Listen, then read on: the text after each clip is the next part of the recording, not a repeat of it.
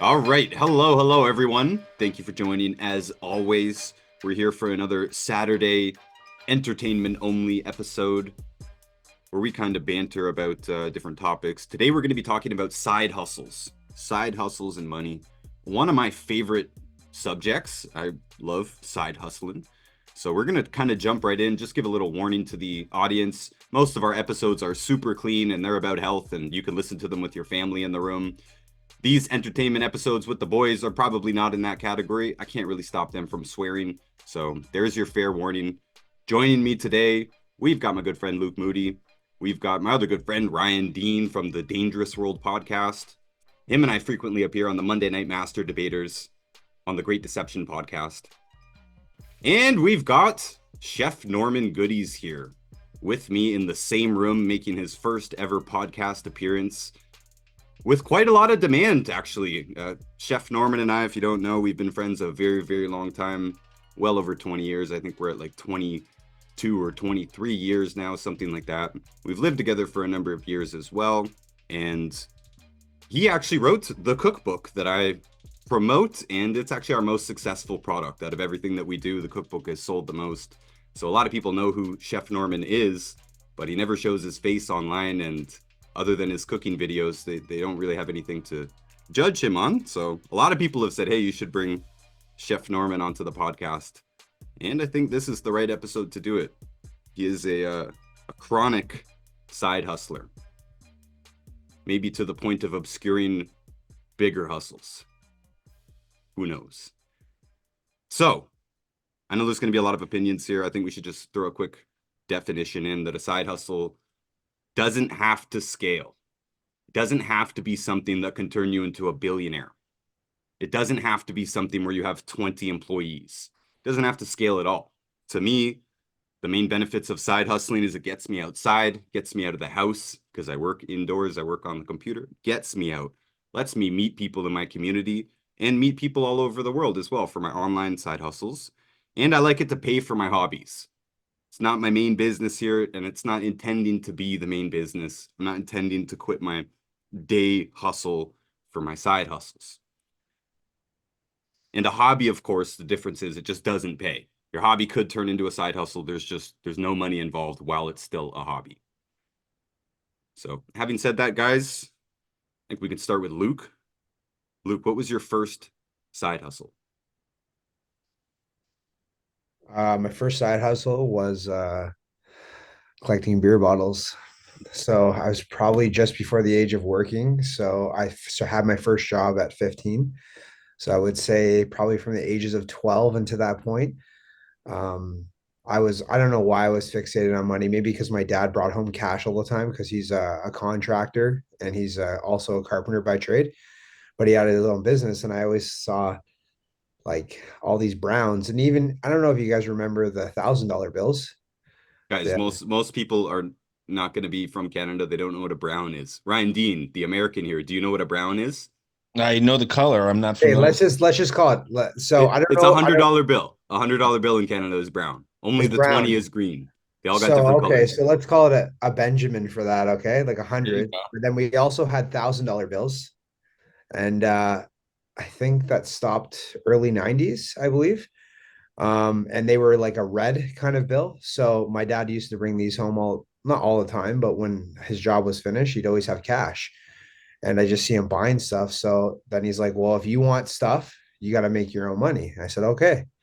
So I said, "What can I?" He's like, and then I saw him returning the beer bottles, I guess, because obviously he would drink beer with his buddies and he would give me them. And then I just went on hunting. I brought a wagon with me. I started collecting beer bottles, and one thing led to another. I was making all right money. I guess it was 10 cents a bottle. 10 cents And a bottle cap? no, a bottle, like Oh, a okay, beer bottle. bottle. So I go to the spots like obviously you would do it in your teen years where you'd be hiding, drinking in the forest, all that stuff. And even recycling as well, people wouldn't take it back. So like I would do that as well. I don't think that probably lasted for probably, I don't know, a year. Then I got into shoveling people's driveways for money. Then I got into garage sailing my toys that I didn't want anymore for money. And it just spun off into this thing, like this obsession with all these ways that I can make money so I can buy what I want. not knowing anything about investing, just knowing that if I wanted to have something, I needed to have money. And then I remember, I believe it was just before my first job, and I think Ryan and Norman, Garrett Camara. We used to just before my first job, we got this great idea. We went to Independent Grocer, so where we lived in Pickering, it was at Dixie and Finch, and we saw these chocolate bars for 25 cents. And we're like, whoa, like we're gonna buy like all these chocolate bars, and there's baskets of them, right? And they were pretty good.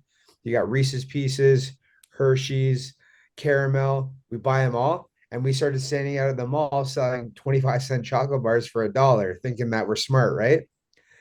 So I would say early stages, those are my side hustles I did before I got employed. And when I started into my first job for full serve gas station pumping, I was a gas station attendant. And since this is sort of an R-rated episode, I guess I'll fill you in with this. I got the great idea of selling weed while I was pumping gas. But the funny thing was, I was so available for grabbing weed off of that you could use any form of payment because I always had cash, credit card, or debit. So no matter what, you could pay with anything. Um, so that was Very, my very convenient it was very for the convenient customers. for the customers, and it was one of my most profitable side hustles. And I even believe today, because that job I started at 15, I probably did it for about 3 or 4 years. No, probably three. I worked every shift possible. I was always there. And I even still believe today that I would have made more money doing that because I also sold weed than I do right now.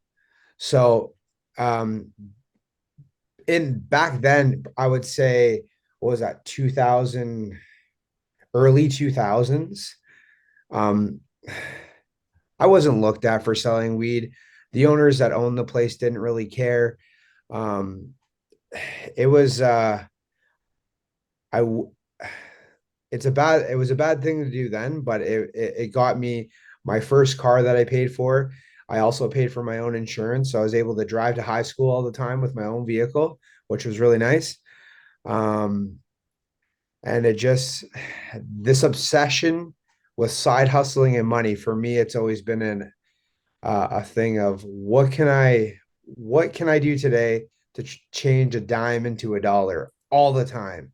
So I think it all started seeing my dad um With a real bringing cash hustle. home. Yeah, doing the hustle all the time and bringing lots of cash home. And I was sort of fixated on it. I don't know if you really want me to go into everything until today of what I'm currently doing, but No, we'll hit that later. that was the current start of my uh I don't know how healthy the addiction was, but the obsession with grabbing as much money as I possibly can. And the way your mind turns into like um how you can turn into a small entrepreneur doing something and then growing with that idea. Obviously, mine turned into illegal things for faster money, which pays the price in the end long term. But that's most of my side hustles at a young age and where it started from. Dean, what was your first side hustle? Man, it's hard to remember all the different things, but it's funny because I did talk about this yesterday, not knowing that it would come up, and then hearing about all of Luke's stories right now. I used to go around with my dad constantly when I was, in elementary school, younger than that, even, before elementary school. He was a graphic designer, self-employed, sold all of his, artwork, his color separations to different businesses around town. And just seeing that he didn't have to go do the 9 to 5 thing like my mom did, it seemed a lot more fun. It seemed like just more fulfilling. He seemed like he got more out of it. And it was I think the first thing after seeing him kind of being inspired by that, the first thing I did was me and a buddy of mine in middle school, we would buy blank skateboards, like wholesale skateboards, and we'd spray paint them and do crazy shit to them and then try and sell them. We only sold a couple, but I mean, we'd get these really crappy skateboards for like $10, like I said, wholesale. and flip them for like 40 to 50 bucks, you know. Before that, sell things door to door, just go around and, you know, get junk, like total junk that no one would really buy, but people respected the hustle, you know, so they'd pay a 50 cents or a dollar for it or whatever. But yeah, man, just little things like that here and there. I've obviously, you know, I've done the whole weed selling thing as well. Did that shortly after high school. But yeah, man, I believe that side hustles are very important for everybody just because it seems like you can have a way in your mind, you can have a way out of the system, right? Like you're not just stuck with your hourly pay that you get at your job or your salary. There's an unlimited cap on your potential income just because you have this extra money coming in, whether it's trading stocks, selling weed. I don't think selling weed's ever really been that bad. You mentioned that it was kind of like not the best thing to do. I don't think it's been that bad, you know. I think a lot of states are starting to catch on to that as well. And they're realizing they can tax the shit out of it and make some money down here in the US. So yeah, man. I mean, it just depends, but I think that it's really important for everybody to have something where they're making a little side income, especially now, man, with inflation. It's I think it's everything. Chef Norman, what was your first side hustle?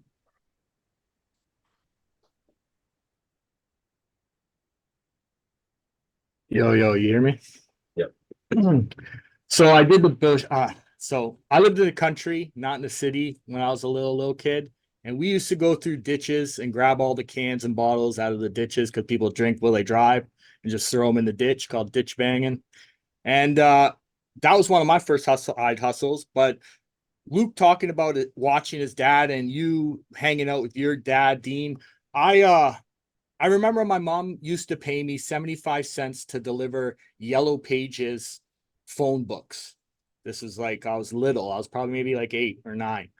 But every book you delivered, you got paid on how many books you delivered. And I remember my mom doing it with the minivan like 4 or 5 times. And that would probably have to be my first side hustle that I can remember. Besides selling hockey cards, hockey cards are a big thing. You buy a bunch of them, open packs, got doubles, bag them up and sell them for $1 or $5 as a big bundle. Was also a side hustle I did early. That's pretty cool, man. Mute yourself, Andrew. Yeah.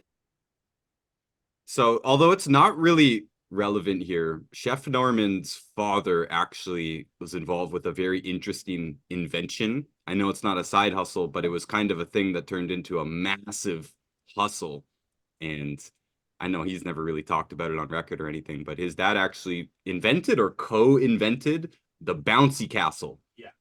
The inflatable bouncy castle. And Bounce house. he made a ton Nice. of money doing that.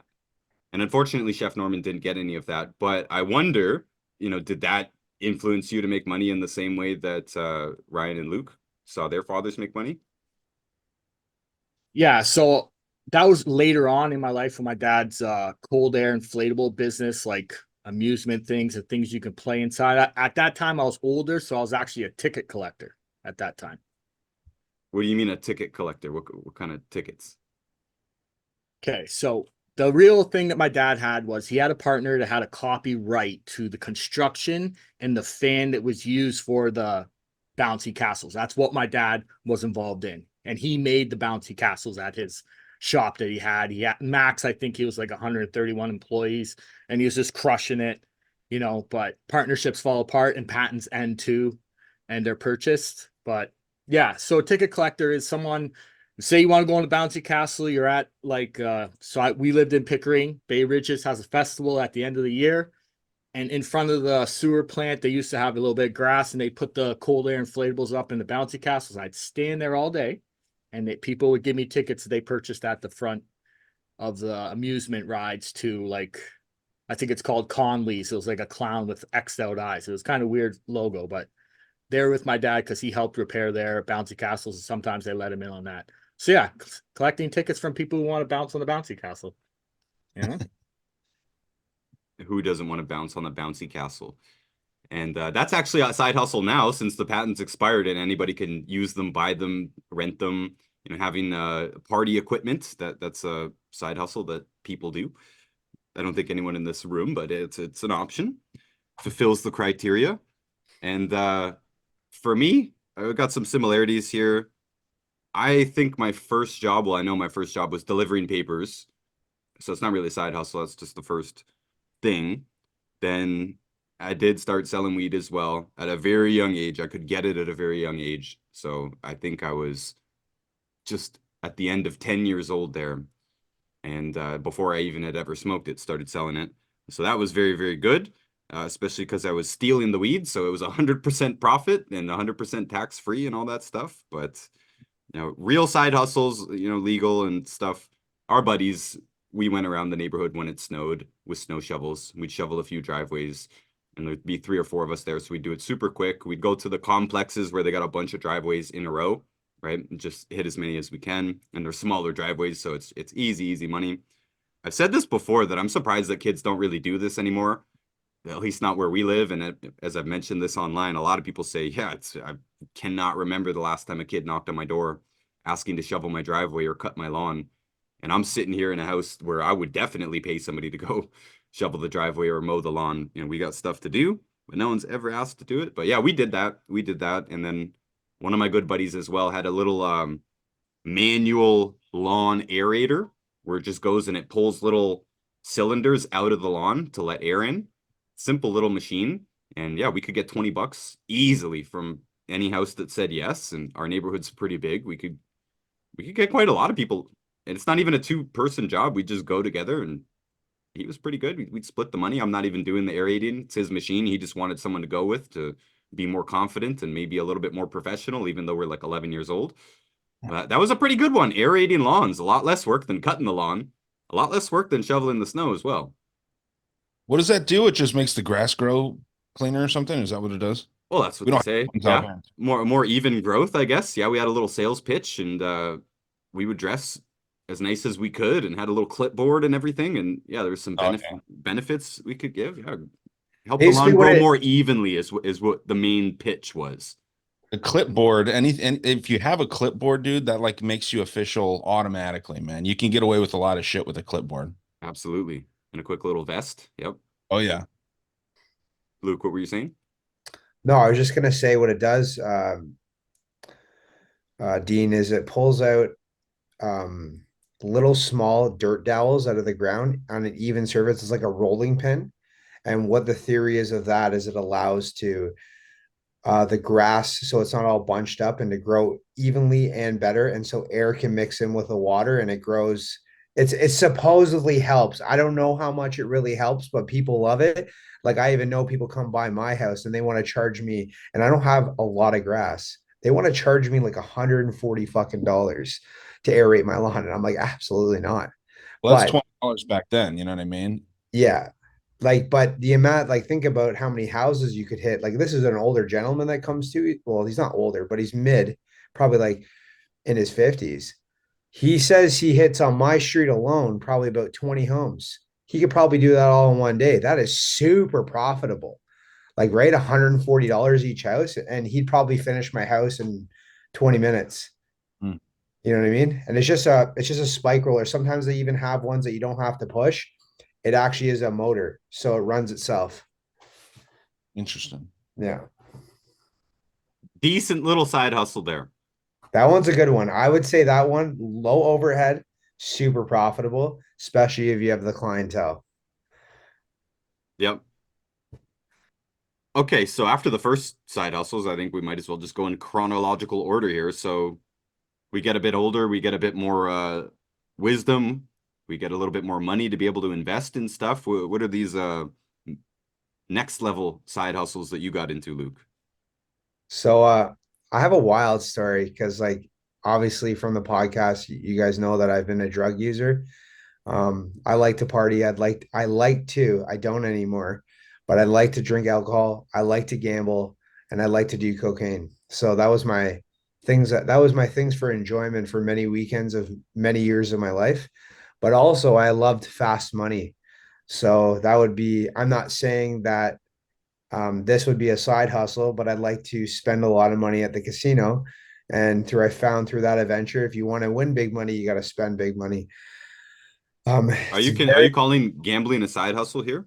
Well, to some people it is. For me, I've had many wins and many losses, but if I took all my wins instead of losing, I would say that I'd be over half as a profitable, being reasonable. That's the thing. You get carried away when you're winning that thousands and tens of thousands of dollars that you think you're going to be an instant millionaire. And some people do this, very rare, but some people do this for a side hustle. And I think it's fucking wild, but they have their limits and they do play within it, just like OLG in Canada. But I wouldn't say that's a side hustle for me personally. Some people it is. I would say less than probably 1%. It's not a good one because more than likely you lose. So I wouldn't do it. But also, I was fixated on fast money investments. So high volatile stocks that I believe I was a part of the legalization of marijuana. So I bought two companies. One was CGC, which was Tweed, and I can't remember the other one, but I think that one bought out the other one. You bought And it was shares, right? Not that you didn't buy the whole company, right? no, I bought shares of the company. Sorry. And it wasn't a lot of money. It was a lot of money to me at the time. It was probably only like $7,000. But that $7,000 turned into like 60 grand. But I had to wait 2 years. I could have lost 7,000, but that paid for my wedding. It helped pay for my first house. It helped pay for the engagement ring, everything, right? So it wasn't a conservative bet, but my return on investment was massive. Then once you win something like that, then you just start, for me personally, the saying is fast money goes fast.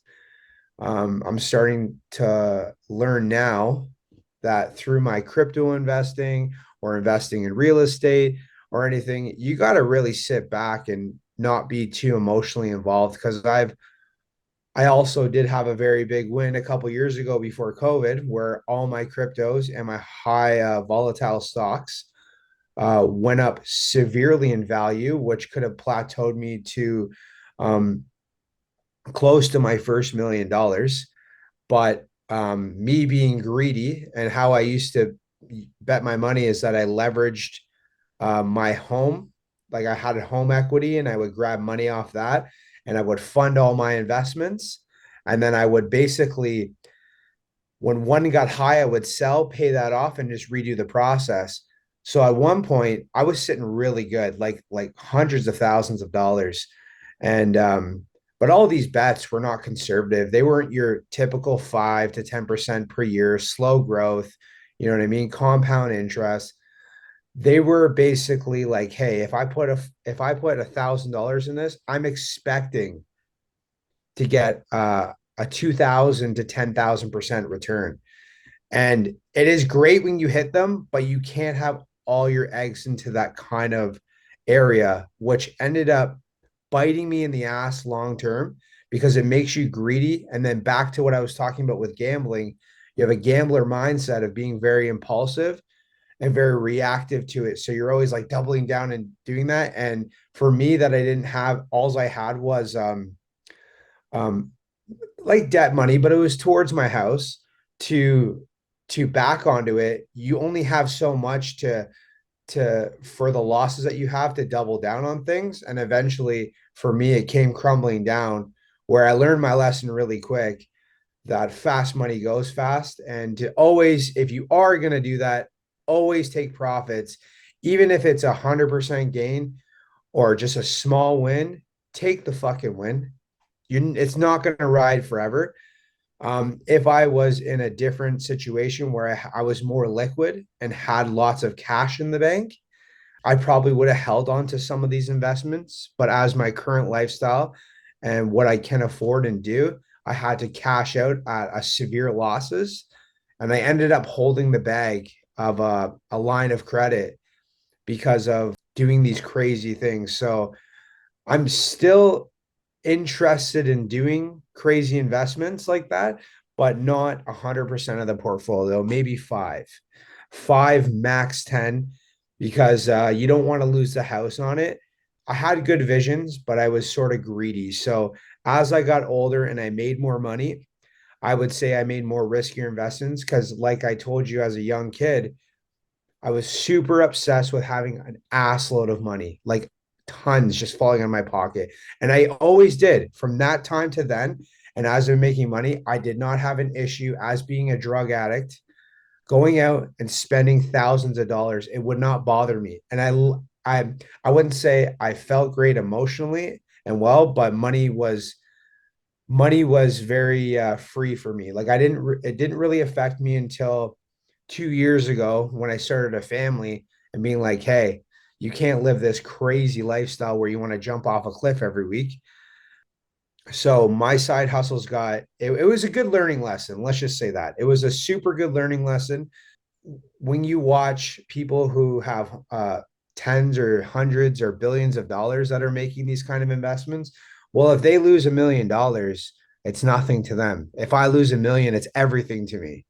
So there is some luck involved, but now I'm back to my I've had RSPs, I have my union pension, I have collectibles that I collect in sports cards, Pokemon, figurines. I'm really, really into that stuff. Like I would say generally that's my favorite side hustle is the collection of cards and anime characters and signed jerseys, which I just picked up. I'll probably show you guys on another episode, but I got a signed Luca jersey, swingman. Super awesome. I can't wait to frame it. That's what I love because it's like the collection part of me, but I've spoke to people about that, but all this fast money, I'm toned down and more reserved, and I would rather just save my tape 10% if I can and invest it with just small 5 to 10% interest because I've learned many lessons in my life, and I'm glad I did as a young man.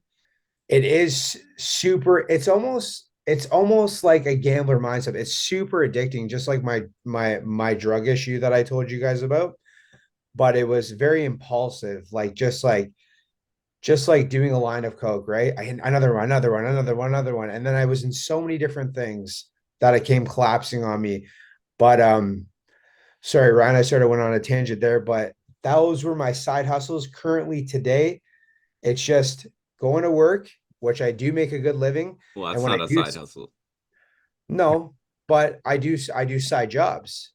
And that's very profitable for me, especially with my experience of 16 years of plumbing. When I go to do a side job for somebody, I'm definitely probably 500% more profitable than I would be working for somebody. And I'm good at what I do, and I can do it in a day's work probably in 2 hours.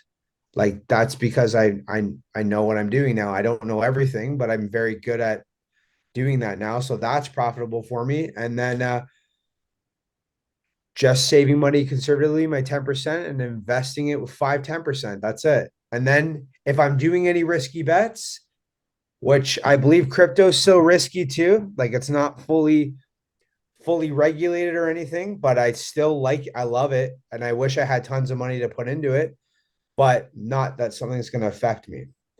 So as of right now, my side hustles are a few stocks. I'm really into the card game. I feel We'll like circle that. back to collectibles. We'll get into that. Yeah. Deem, what's your second level hustles that you got into? Yeah, dude, Luke, it sounds like you and me, man, if we lived close together, we'd be hanging out because I do all that shit. The cards, I mean, I got cards and Yeah, Ninja I see Turtles that. behind me, the freaking Hot Wheels yo-yos. Like, I love collecting stupid stuff that, the Ninja Turtles from the 90s, they're definitely worth something. But I'm like going around buying these. I'm not really buying them from a perspective of like hustling. I just want this stuff to kind of collect. It sounds like you've kind of turned that into a side hustle, and that's pretty cool, man. I'd love to do that. I had this like fantasy. There's this app down here called Whatnot, I think it is. And I don't know if they have it in there, they're up there in Canada, but it's I have it. I have it. yeah, like how Yeah. people just unbox. Like I had this fantasy of getting these hobby boxes and trying to flip like the cards, you know what I mean? Because people drop money on that freaking app, man. Okay. But as far as more modern side hustles for me, because I kind of consider when I was a kid up to like my 20s, and now I'm in my 30s. I'm 33. I kind of consider like once you get to like your upper 20s, most people kind of evolve. Their lives kind of change, their lifestyles change. I have a very addictive personality as well. I think that's why I like gambling so much. But I do disagree with, how Luke's saying that can't be a good side hustle. You do have to be very responsible. It's like, day trading. You have to do your research if you actually want to be good at it. And I don't look at it as something that's going to make me super rich. I make these bets that could get me very much money, right? I played like the fantasy DraftKings and all that stuff to where you could turn $3 into 10,000, but I'm not really expecting to win that. I make, a couple $100 bets here and there that can supplement my income, right? So let's say you're making, I'm just going to keep it real simple, $4,000 a month. You're making $1,000 a week, basically. If you can make an extra $200 or $300 a week, that is improving your lifestyle, right? And if you can do, Massive. yeah, if you can do that Massive. with gambling, that's gonna be a fun thing. So that's what I do, and I'm pretty good at it. I'm not great. I'd like to get a lot better, but the side hustles between that, the sports betting, especially like combat sports, pump for tonight, UFC 300. It's gonna be a fucking event over here. Between that, the podcast, all the things that I've been doing lately, they've actually helped me get my day job, which I love my day job now. Like I don't even really care too much about side hustles because I actually like my job for the first time in my life. You know what I mean? I've been at this place for about a year. And a lot of it is, kind of researching that we're talking about doing a podcast of kind of a educational betting type show for them as well. So that kind of stuff, when a side hustle can lead you into a job, I think that's cool. You know what I mean? Like a lot of people never get a job that they enjoy. Also, I sell soap now. We've been buying freaking soap from this organic soap dealer, whatever you want to call them, wholesaler. And we slap conspiracy type labels on them, different scents, Bigfoot, Loch Ness monster, all these different things, and alien shit. It's just fun stuff. And sell those. We buy them for $2 or $3, sell them for 6, and they're pretty high quality. So people like them. So that's been a nice little side thing for me lately. My main thing is honestly the gambling. Like I really do consider that a supplement to my income. It's not going to make me rich anytime soon, but it might. And that's what a side hustle is supposed to be about. Like there's that unlimited potential in the side hustle, right? Like there's no ceiling to how much money you can make doing that. There's always a ceiling at your 9 to 5. So that's why I always say, like I've said it on Monday Night Master Debaters many times, everybody should have at least one side hustle because it just gives you, even if it's an illusion, it gives you that idea that you can go from here to here. You know, you don't really get that in 9 to 5. So, yeah, I can't stress how important those side hustles have been to me since I was So, a so Dean, I just wanted to say something like for the gambling, I do agree with you. I was just speaking personally on my sure, behalf sure. that like if I was like you just said, if I had a part of you and me to be more reserved, see, like when you want to make $300, I've done that many times, but I know that until I that obsession, like I want to turn now that $300 into 3 grand and that Right. 3 grand into 40,000. And I've done it many times, but the But obsession doesn't stop. yeah. And then you eventually lose. Like your luck runs out. You know what I mean? The bets don't work anymore. You're on a cold streak, and I'm sure you've hit a cold streak yourself. Oh, yeah. I would love because I do like gambling. I would love that there are not that I'm actively doing it right now, but I would love to moderately go in and go out and be at peace with that. With me, it's a fixation of more. And I Right. don't know if that's the addiction side of me because I have a very addictive personality or impulsive, but I do agree with you. It is super profitable. If you can even put in $100 a week and pull out four, Yeah. that's dude, that's groceries. Well, for my family for a whole month. You know what I'm Yeah. saying? Like $400 every week. Yeah, that's paid for. That's another thing I don't have to pay, and then more money to invest.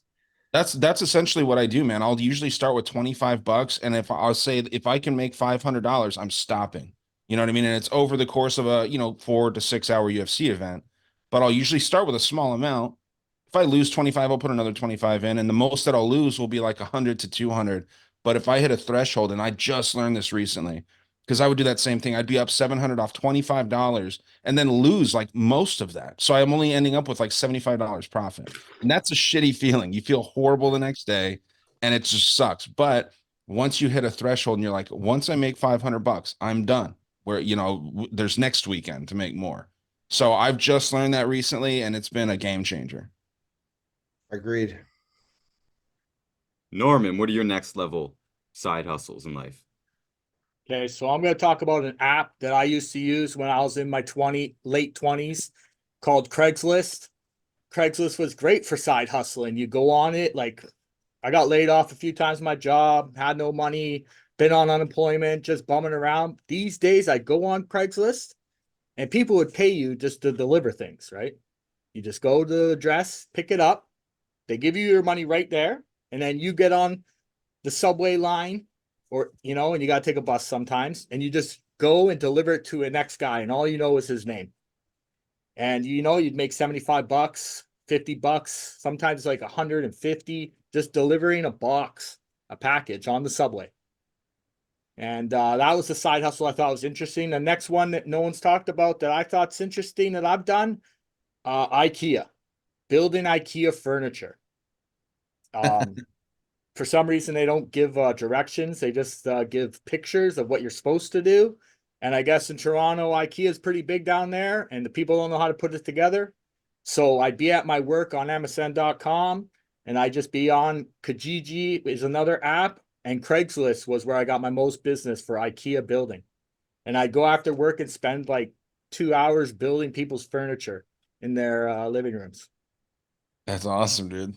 Nice. Dude, like just people don't know how to look at it's like Legos, man. That's what Legos were supposed to train us how to do. You know what I mean? Look at pictures and build stuff. That's pretty funny, dude. That's cool. Yeah, and Lego's a side hustle too. If you've ever been in I'm into toys, a lot of toys. I sometimes I paint them to make them look better, and then sometimes I just buy and sell. I buy and sell a lot of stuff. And the apps, I have heard of Whatnot. I don't have it, but I follow a lot of people because of social media, TikToks and that. There's a guy in Utah, he uses it and he does quite well. He makes, his living now off a side hustle, buying and selling. And we haven't even talked about eBay yet. eBay's been great for years, that you can just show pictures and sell stuff, and collect stuff that you couldn't usually get. Shipping fees have got a little crazy now because of COVID, and yeah, buying, selling cards. I have lots of Ninja Turtles, Dean, if you want one, bro. Oh, Like, dude, I can show you a picture of 10 I'm selling right now. They're going on the garage sale table. I'll check them out, man. My thing is I keep my pricing pretty low. I'm not my ceiling for like what I'll pay is pretty low. So I don't want to You be know what? I keep my stuff off. pretty reasonable. Like I'm talking like $5 to $15. Okay. I'll And then check. like I rock the $4 shipping. If I know it's over an ounce, 28 grams. But if it's under that, I'll give you shipping for $1.99. I'm out here in the US though, so I don't know if that makes a difference. You know what? When I was in the eBay and I bought stamps, and Okay. and just to let you know, you can use stamps from like the 1970s. So I have an American stamp collection, right? That I don't care about. So I'll just put those on your envelope. You can save them if you want. I don't want them. Okay. But they're valid. They're valid. They're from like 1971. They're worth like $2. What's Like funny too, that's the you talk price. about I'm sorry. It's funny when you talk about eBay and all that stuff, man. I used to do that stuff too. I completely forgot until you mentioned eBay. And then there's this app called Poshmark where people sell clothes, and I'm real into vintage clothing too. And Me like too. going to freaking thrift shops and buying like some like dude, I found a Donkey Kong, the original Donkey Kong Country shirt that they'd sell in the box. Bought it for $3 and sold it for 250. You The know what I mean? N64 one or the Super Nintendo? Super Nintendo. Damn. Yeah, dude. Damn, that's old. It was very old. I kind of wish that I would have kept it because it would look sick on the wall. But that's my problem is like when I find something cool, I don't want to sell it. I want to keep it. And that's not a good business model. So, can't be attached to this shit you're trying to sell. But I'm very interested in the turtles, to be clear. All right, we can deal with that. Chef, I don't know if you know, Dean, but Chef Norman is a big collector. Like me and him have gone over our stuff that we have because I also currently sell on eBay as well. Pokemon, sports cards, an unreal collection of the coolest shit. Oh, that's cool, man. Thank you. Thank you. Yeah, like he does. Like really, honestly, if maybe we can have an episode and Chef Norman can show all his all his stuff and we can show our stuff. You know what I mean? Talk about collectibles. I'd like to have somebody else on the podcast that people that I deal with and they're very higher up and this is what they do for a living. But this to me, besides the podcasting, I would love to have my room and for a living. Like I've met people that say, "Hey, I've been collecting for 20 years. I don't have to work anymore. If I need money, I just sell a card, a jersey, a toy, and I just live off that because it's worth thousands of dollars." And that would be my dream. That would be my dream. There was a real boom of that stuff, you know what I mean? So like it's kind of tough to break into the game now, and maybe I'm wrong, and maybe you guys could correct me about this. But it seems like there was a massive, like with the baseball cards here in the US, they just started printing and printing and printing when there was that demand, and now it's kind of just canceled out. Like it's really hard to come across some valuable cards these days. You know what I mean? A lot of this stuff's already priced in. You're trying to go to a store and find a cool card. It's, you know, $100 and it's worth 90. You know what I mean? These places tend to know what they have. So I know a lot about this. So I did my card collecting for 5 years and I spent a lot of money and wasted a lot, open boxes, try to flip, sell. I was profitable on some. I got hundreds of cards graded. Some of them didn't come in time when the market fell. I believe that if you're going to buy any sports card, any Pokemon card, you have to buy limited, you have to buy the top grades, and it's just like buying a blue chip stock. Buy and hold, but you got to be willing to spend thousands. Now, when in any sport, if you're football, you're probably going to buy a Tom Brady or a Patrick Mahomes. Baseball, you want to buy Mickey Mantle. You know, some of the new guys come out, you want to buy who's already done it, right? Hockey, Wayne Gretzky. You buy that, you hold it for 5 years, you buy it for 5 grand. I guarantee you it's probably going to be worth 10 or 12,000. You know what I Hmm. mean? But when you get into buying all the rookies now, it's a super gamble. It's no different than going to the casino. It's like what I just talking about before. And I've done it. Like you buy a car for $10 and you're like, I got to grade it. It's a PSA 10. It's an autograph of 1 of 10. And you're like, I just sold it for 5 grand. Like I made that. But how many of those do you really have? So that's a super gamble. Like for me, I don't open boxes anymore, but the ones that I did, I've kept the ones of the maybes. Like I remember the guy showing a Mike Trout gold refractor auto. He's like, "Oh, who's this guy?" And there's a video of him breaking the box and opening it. Well, that gold refractor is worth fucking $500,000, Yeah. right? So you hold some, but if you just want to invest, you'd be buying like a classic car, right? You know that a certain era of cards, very limited. There's only 20 that exist. If you spend the $100,000, you know it carries value because it's a non-duplicatable item. So when I buy cards now, not that I have thousands of dollars to throw around that I used to, but I don't have a huge collection, but the ones that I do now are very limited and no matter what hold their value. Well, good to know, man. Yeah, I got a lot to learn about it. Like I said, I just mostly buy stuff that's fun right now, but it'll I can change. I can already see you probably got some stuff on the wall there that if you had for long enough, that maybe one out of those 10 items could hit a jackpot on. You never know. Sure. That's the goal, man.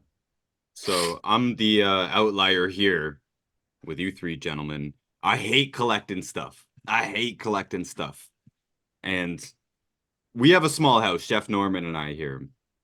Our house is full of stuff. It's completely full of stuff. And at least half is mine. I have lots of books. We got tons of records.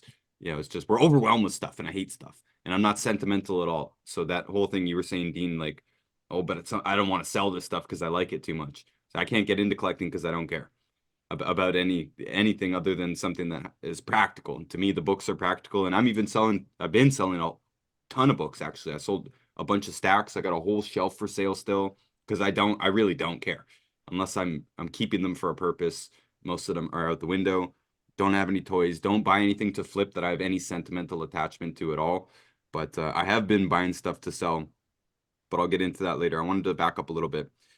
Uh, you were talking about, Dean, how you now your side hustle, your side interest, being a spectator of combat sports. And we did a combat sport episode before. You obviously enjoyed it a lot and you gamble on it, which is also an income if you do it properly, because it's not blackjack. It does actually require you knowing about the fighters, and you can't gamble blindly on combat sports or sports in general and expect to win. The more you know about it, the better your odds are going to be. And now you have a job that you love, and you said it's very important for you to love your job. And I just want to be a little bit contradictory here. Not that I necessarily disagree with you. It's great to have a job that you enjoy, or it would be great in theory, but I just think it's a little bit overrated. Some of the most successful people I know have businesses that they don't enjoy that much. A good buddy of mine that I grew up with does eaves troughs for a living, makes a fantastic living, but you're not going to hear him say, I love my job. He hates being up on the ladder and all the long, hard days and the hot and the cold and the rain and all. There's lots of bad to it, but he makes a good living. He doesn't really have to enjoy it that much. My own business in the health business is not enjoyable at all. No one in the health business is going to tell you it's fun. It's the furthest thing from fun, dealing with But there's sick a people. passion there. Well, there's an importance there. There's an importance there. On our distributor account on Instagram, I do a Tuesday Q&A there, and somebody asked this week, what keeps you motivated to keep doing this day after day? And part of my response was, you don't ask a soldier at war what keeps them motivated. It's they signed up for war. It just has to be done. You don't need motivation to do your dishes. The dishes just need to be done. It doesn't have to be fun. It doesn't have to be enjoyable, fulfilling. You don't have to learn anything. It just needs to be done. And I got into this business because it needs to be done. It's just not fun. Being a doctor is not fun, I'm sure. It can be lucrative. It can be fulfilling. It can be important. It can be all kinds of things. And you can gain personal fulfillment in those careers, but it's not fun. Right? Luke doesn't have fun being a plumber, but he makes a good living. He makes a difference. He genuinely provides a service that people need. Without plumbing, our world would fall apart pretty quickly. People are grateful, all this stuff, but it's not enjoyable. It's not fun. There's a lot of stuff in that category where you can earn a good living and be fulfilled and not have fun at work. But you also said, Dean, that you saw your dad, right? Enjoying his side hustle, which is, to me, the primary reason I do side hustles, because my actual hustle is not enjoyable. It's extremely stressful and taxing on me emotionally and mentally. So the side hustles get me away from that. The side hustles are enjoyable. And as much as I would love to paint full time, like spray paint, my favorite activity to do, it's not realistic for me to make a decent living enough to provide for me and my wife. And, it's a side hustle. It doesn't have the scalability, and maybe it could. Maybe I'm being too negative, but at the same time, I'm already in a position of doing something important, even though it's not fun. So I just wanted to throw that out there. Enjoyment's a little bit overrated in terms of a career, a little bit. Yeah, sure. I mean, anytime you're talking about something, the way I say it's very important. It's important to me. You got to find what's important to you. With your job, you get fulfillment. With a doctor, people go to school for 8 years because there's an interest there, right? So I think that they get into a lot of these things because they enjoy them initially, but everything turns into a job. I'm sure that, God willing, I can work at this place for 15, 20 years until, I'm done working. I'm sure by the end of it, it's not going to be that fun anymore. You know what I mean? Because you're doing the same shit and it gets to be like, it's work. It's not so enjoyable anymore. But like what I used to do before I was there, I worked for Pepsi, and no one ever grows up and says, no one's ever a kid and says, I want to work for Pepsi when I grow up and throw soda around. You know what I mean? It was pointless to me. Even when I got the job, it was fun when I first got it because I'm like, oh, cool, this is like my first real job with benefits, which are very overrated, by the way, if we're talking about overrated stuff. Oh yeah. Benefits, the 401k bullshit, all that stuff. Um, that, man, my first thought every morning when I woke up was, fuck, I got to do this again. You know what I mean? That's what I'm talking about. Is like, if you can enjoy it, you definitely enjoy your job. Luke enjoys his job plumbing more than I did Pepsi. I can fucking bet that. Yeah, I Even if bet. shitty day and it's annoying. So, so like on perspective wise, like Dean, I see like honestly, I'm very like envious saying like I'm like I would like I like that I'm good at my job, but man, is it like it's if I didn't I wish I could have a job like yours. You go in and you know what? Every day is not going to be the same, but there's some enjoyment in it, Ryan. Like even you enjoyed the whole lead up to where you are now. And we did have enjoyable times. We weren't making very much money, but we had some good times up to this point. It's just that it's so like, I think that if you had $5 million in the bank and say me as a plumber and everything's paid for, life's good, your wife's good, your kids good, you know what I mean, your family's good, your friends are good, you walk out of the house in a different attitude, in a different fashion, because now you're working on yourself, you got wealth, you know what I mean? You don't have to worry about anything, and you get to decide if you're going to be a yes or no man today. You know what I mean? So I do have good days. I believe that what's happening in your life and what's going on determines how well you're going to enjoy that job or not. And to be quite honest, if I did have that kind of money, I would love to work down the aisle of Home Depot and give people plumbing advice and make $20 an hour. And I'd be super happy with that, Sure. helping Yeah, I mean people out. that's kind of the question is like, what would you do if you didn't have to work, right? Because you wouldn't. People that say that they would just sit at home and drink beer or do whatever, they're No. lying to themselves. You can only do that for so long, right? Like when my grandma passed away, she left me with a decent amount of money and I quit working and it got boring pretty quick. Even as a 20-year-old, you know what I mean? 22, 23. Like it gets boring quick. You have to be doing something. So, yeah, what would you do if you didn't have to work? And I'm kind of in that spot right now where I'm doing something fun. I feel like Ryan, you might be in that spot, right? I know that you say that it's not I would particularly. feel the moral responsibility to continue giving the health message some way, somehow, even if I had $1 billion. I'd have to. I think that means that you're doing something that you enjoy. Then, whether you want to admit it or not, you feel purpose in it, and purpose is so important. You know what I mean? That's an enjoyable thing. Like you got to feel good about yourself doing what you're doing because you feel it's so important. True. No It one, feels better to get better at it as well. I'm sure. pretty good at it now. I didn't used to be so good at it, and we got great results almost by accident with most people because you don't need to know much in order to just sell them vitamins, and you have a basic idea of the packages, what to give them, and it just does the work for you. But be actually becoming good at it and actually understanding it on a pretty deep level now, that itself feels good. Yeah, like there's countless people that have jobs, and no disrespect to anybody doing this because it's a part of fucking life, honestly. Working at gas stations, you know what I mean? Doing shit that they do not want to do. And that is, at the end of the day, it's pointless. You know what I mean? No one's going out there and being like, yeah, I really served the community by bagging the groceries today. You know what I mean? And it's not, again, it's no disrespect. It's no Yeah. disrespect to those people. No, you're right though. You're right. You're You right. know what I mean? Like Yeah. everybody, it sounds like It's everyone fucking here. pointless. It's you don't feel passionate about going out today. Hey, I fucking like you said, like I wouldn't feel passionate about stocking sodas at Pepsi. I'd feel like a fucking loser. I 100%. did. Like, you I know what I did. mean? Like, but you have no motivation. You're like, I get my check and then I guess you have to find passion in what you do and then you provide a service that you like. Like, I think everyone in this room has pretty cool jobs in their own way and what they provide and how they feel about it, right? I don't necessarily like mine because it's physical labor that I have to be involved, and then office politics and and all these different people I've talked to. You got to switch from blue collar to white collar. If I just had to do my job and knowing what I know and didn't have to deal with all the bullshit of the new people going to school, getting degrees, and coming into my industry and knowing fuck all, which I'm sorry about, but they don't, then my job's easy and I would love it. It's great. Just go in, do my thing, see you later, provide the service, collect my lots of money that I make, and see you later. That's part of the job, right? Is like that's what makes it a job is the unenjoyable shit. Like there's still stuff that I don't want to do with my job that I just told you how much I love it. There's still stuff that I don't like doing. You know what I mean? That's what makes it a job. So I want to go back to my mid-level hustles here. Now we started going there. I like that part of that's a fun conversation, man. So Chef Norman mentioned the Bay Ridges Festival we had in our neighborhood. Both him and I are from that neighborhood.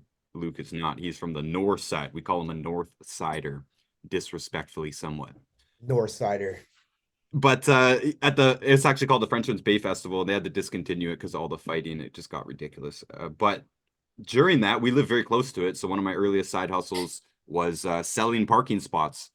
My parents let people park in our driveway and on our lawn during the festival, and I would get more money for it as the day goes further. Like people who show up at 7 in the morning, they're not going to pay that much for a parking spot. but I'd sell them throughout the day. And as people left, I'd sell that spot again, keep their keys, and my dad would move the cars around when they needed to get out and stuff. It was a little parking lot, and it made some decent money until Frenchman's Bay Festival was no longer. And I know Dean popped off, but So Ryan, were you a part of the side hustle? Did you get any profit sharing in the side hustle? I think I got 100%, honestly. I don't think my parents charged me anything. Maybe they did. Maybe they took $5 from me or something, but I think I kept it all. That was pretty cool of them. So it was your side hustle, not your parents, you said, right? Well, yeah, I gotta sit out there and manage it because people are coming back for their cars and stuff. I gotta get them their keys and whatnot. And if it needs to be pulled around, I gotta get one of my parents to pull it around. But I'd have to sit there in the chair and just wait for people to come back. So you're like a luxury valet service, and Except there's no valet involved. You got to park yourself unless it's buried, and my dad's got to take it. Well, your parents are the valet, sorry, that are moving around the cars for you. Yeah, that was a decent That's little a great side hustle. idea. Decent little thing. It was only once a year, but that was a thing. And then later, so Chef Norman is 5 years older than me, I think. So when I was still a kid, he had a car and stuff. We were still hanging out. I was the youngest person in our friend group. He was the oldest. And it just so happens that everyone else kind of fell out, and now we're the only ones kind of left as full-time friends here. But anyway, so he had more capabilities to do stuff and to start businesses and stuff than I did. And when I was 16, I was kicked out of school and bored and sober. I'd gone completely sober. So one of the things that I did and Chef Norman did, we both started collecting reptiles. I think my aunt or something gave me a big, huge fish tank, and we'd put a whole bunch of reptiles in it, made it a terrarium. And then, I don't know, somehow we got into selling them as well. Buying them, selling them, looking for cheap ones on Craigslist. Like, people get rid of their pets, right? We actually did this kind of a lot. Take people's pets and cages, right? A lot of times their pets will come with the cages or the tanks and the heat lights and the heat rocks and all this other stuff that can be actually very, very expensive. And some people would straight up give away their pets with all the pet equipment in there and stuff as well. Or they'd just be selling them cheap. So we'd buy a lot of cheap animals that people were offloading, and we'd try and sell them. But we also sold cages and stuff too, right? That's where the real money is in pets. It's not off the animals. It's off all the other stuff. The cages and the beddings and the foods and stuff, obviously, right? All that stuff, you're going to spend way more money on that than your pet itself. So yeah, we started a pet business in my mom's basement. And we happen to have a couple friends in the business as well, a few cities over though, so we weren't competing. But we do events and stuff. We'd be doing reptile expos, selling our stuff. And tarantulas and scorpions and all kinds of, quote, exotic pets. We were into all that. And this is back when I was like, 16, 17. So we've been doing expos and events a long time. And Luke, you mentioned we had some fun in the health business. Well, a lot of that was at events, even little events that we tried to make ourselves, like standing at the flea market, handing out information. Yeah, that's way more fun than sitting on the computer answering emails all day that I do now. And yeah, health expos, they were super exhausting. Not that profitable compared to online, but more fun for sure. Hard but fun. And so that real life stuff is always been part of the side hustle for me and for us. And yeah, that was a long time ago. Chef Norman and I we're coming up on 20 years. It was almost 20 years ago, and that business wasn't really profitable. But we were into pets. We were into animals. It was interesting for us. I think it was fun for us. We enjoyed it. We didn't choose to scale it into a real business, or didn't know how, or didn't put that effort in or whatever. And during the Great Recession of 2008, we sold out. We got out of the business. As you can imagine, when there's a Great Recession going on, exotic pets are pretty close to the bottom of the list of people's priorities, right? So No one wants a chinchilla. Well, yeah, we didn't do too many mammals.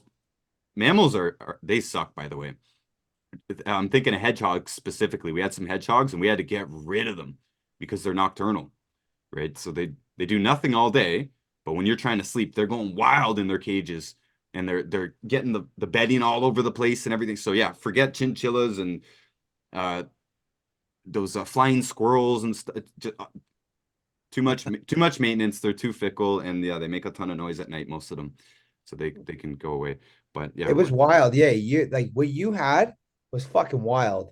Like we had this place called PJ's Pets in Pickering by the Pickering Town Center. We were way better. Ryan had so many reptiles in his basement. Like, it was insane. Snakes, lizards, fucking bearded dragons, like walls of reptiles. You walk in the basement, it was like this I'm sorry, Ryan, but it was sort of like a ghetto reptile store. But he had so many available options that if you actually want a reptile, you're going there and you're getting something. So like it was insane. Like And we'll we give you a great deal on the cage too. yeah, it was And we'll like make money on it. yeah, and I'm going around and it would sort of give me the heebie-jeebies, like the amount of shit you had and spiders and tarantulas, and I'm like, I can't sleep. Like this guy's room is like over in the basement by this shit, and I'm like, if one of these gets out, like I'd be freaking out, right? Especially these tarantulas and snakes. No fucking way am I sleeping beside that. You probably had a couple hundred things, didn't you? At one point. At one point, yeah, we would have had a couple hundred. I'll tell you a story now since you mentioned it and we're here, and I'll never have another opportunity to tell this story probably. So yeah, this was in my mom's basement, and the house was ghetto. It was our ghettoest house that we ever lived in because yeah, my dad had left a few years earlier, and it's all we could afford. But it was big. It was pretty big, and the basement was big. So this is three relatively big rooms full of animals. One of them's full of all the mammals, the rats and the mice and the rabbits and whatever we could get for free on Kijiji or Craigslist. Again, guinea pigs and weird mammals you probably never even heard of and stuff. We'd either use them for feeders or we'd sell them or whatever. One room is full of feeders, mammals. Other rooms full of most of the reptiles. And then my bedroom actually had most of the tarantulas in it, tarantulas and scorpions. I think it was because it was warmer in that room or something. But anyway, so I had a girlfriend at this time living down there as well. And yeah, people would always say that. What if one gets out? And we have a couple stories. A couple of them did get out, and a couple of them were tricky to retrieve. And one of them lived in the walls for like 6 months. We thought it died. It was a pretty big python actually, and it just came out angry 6 months later. And anyways, we got some stories. But so one night we're sleeping, and the girl, she's nudging me and to wake me up in the middle of the night. But it was kind of weird because she was just kind of like poking me, and I woke up and I'm like, "What's up?" And she's like, "Something's biting me." But just the way that she wasn't really reacting that much, I didn't really believe her. So I said, it's nothing. Just go back to sleep because I would think she'd be freaking out, right? But she wasn't. She was like paralyzed with fear though. Now that I know what was happening, she could hardly move. So she's like, help me. And I told her to just go back to sleep. I didn't believe her. And then she kept trying to wake me up, and eventually she did. And yeah, we pulled the blankets off and turned the light on, and there was a snake biting her big toe and wrapping up her, you know how constrictors, right? They bite and then they throw their body around the victim to squeeze it. So it was trying to eat her toe. It had actually successfully eaten some of her toe. It at least got its head around it. And then yeah, the body was wrapped around her foot, and she was not very happy with me. She was paralyzed in fear, and it was a small snake. It couldn't have done anything. It obviously would have hit the bottom of the toe and it been forced to back up. It's not going to eat her physically, but I think it was a bit traumatizing for her. I do. Yeah, that'd freak me out. That's fucking wild. I remember Jen used to tell me because my wife used to hang out with Ryan's ex, and she told me about these stories about these reptiles that would escape out of the cages. I'm surprised the girls even stay there. I wouldn't even stay there, dude. I don't like nothing creeping up on me, biting me. No fucking way. Well, they're supposed to be secure. Not supposed to happen, but yeah, it ends up happening. You get too many animals, it ends up happening. So that was a decent side hustle. We also, Chef Norman and I also got into selling spray paint later. We had a graffiti episode. We talked about this a little bit. You know, spray paint's expensive. We lived in the suburbs. If you wanted to buy it at that time, you have to go downtown on the train and carry it back by hand. It's not very practical, and it was always more expensive to go and do that. And so we decided to buy it wholesale and sell it to ourselves, sell it to our friends. And at that time, I started organizing bigger walls and stuff too, because now we actually all have paint available to us.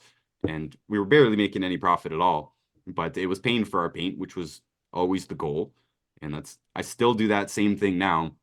I guess I should throw this in there. Art for many, many years has not been profitable at all. It took me way over 10 years of doing art to even try and sell anything or do anything for money. And the first thing I probably made money off of was doing tattoos, but it took way over a decade before even getting to the point of thinking about selling it. So it was only a hobby. It was not profitable at all. So getting that paint for free was big, or at least even getting the paint cheaper. You know, it was more than half the price buying it wholesale, and make a bunch of the money back. But even if we didn't get all of it back, it didn't really matter. It's still lowering our costs.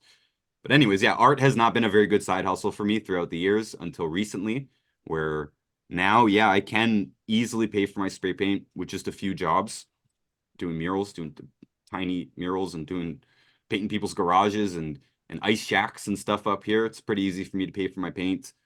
It'd be the same with tattoos. Pretty easy to do. It's a service type of job, art. Now I can finally do commissions and stuff reliably. I can do a decent job at it. Just took so long to gain that skill. Like Luke, you were saying, you could do side jobs now because you're an excellent plumber.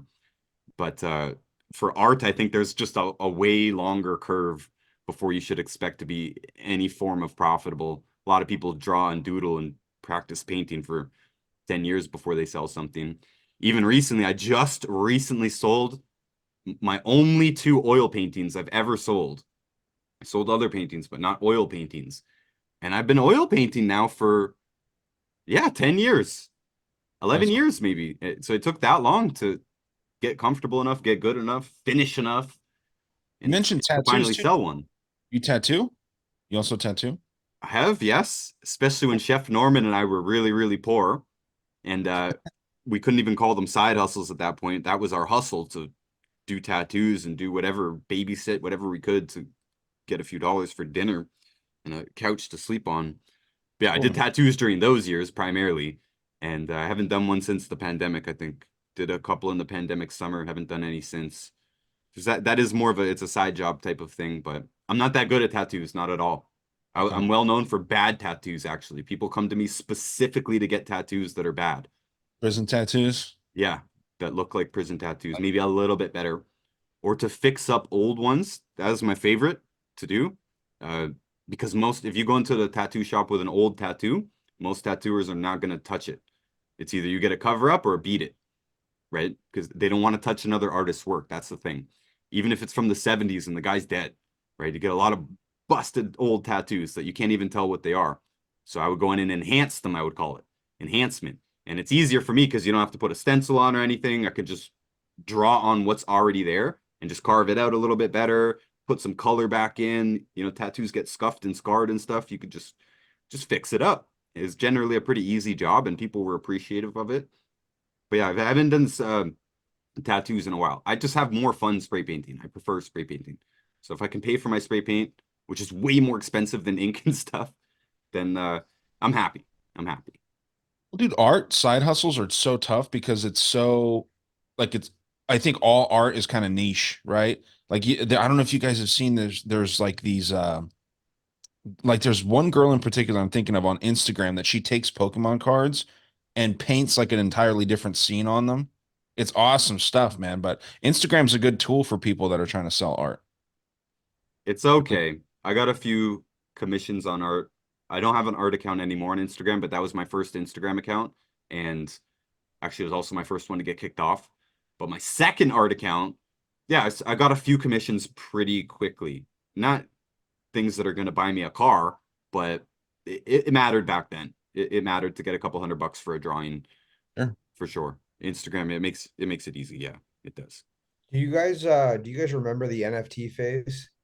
Yeah. So I'm gonna go with you, Ryan, and agree with you about the art that you currently do, but I feel like it's the way you solicit it that you could literally sell a fucking an Apple drawing for hundreds of thousands of dollars the way that it's solicited. Like these NFTs that were Yeah, if you bought. got the marketing and a hype train behind you. That's what I'm saying though. But if you have that, I think you can sell anything. You can sell iced Eskimos. Dude, I think a lot of that was money laundering, man. Honestly, the NFT stuff. It had to have been like some of these stupid pixelated drawings and stuff that were selling for like $1 million. And it was people like Justin Bieber buying them, freaking Jake Paul, Logan Paul. It wasn't like there was no real everyday people that were being like, dude, I got like this $100,000 NFT. You know what I mean? It seemed so fake to me. That Do whole you but the direction that the world's going is that everyone's staying wants to wants to live in a virtual reality. So I know this sounds sort of far-fetched, but if you can think past of how people act now and how people don't communicate with each other like we do, and I'm sure you have friend groups that you do, but a lot of people are staying more and more isolated every year. So I wouldn't be surprised that this NFT thing comes back harder than it was before.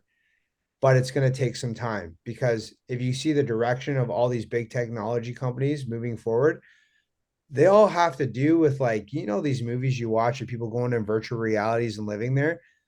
People don't want to talk to people anymore. It's really weird and it's sort of sad, but I think COVID had a big push to that. So Sure. I know it's fake and I know it's bullshit, but you'd be surprised, man. Like, even kids on video games, they're so hooked on that. And there's so many in-app purchases of NFTs and tokens and shit. And I'm gonna say it's probably about $1 billion fucking industry. Sure.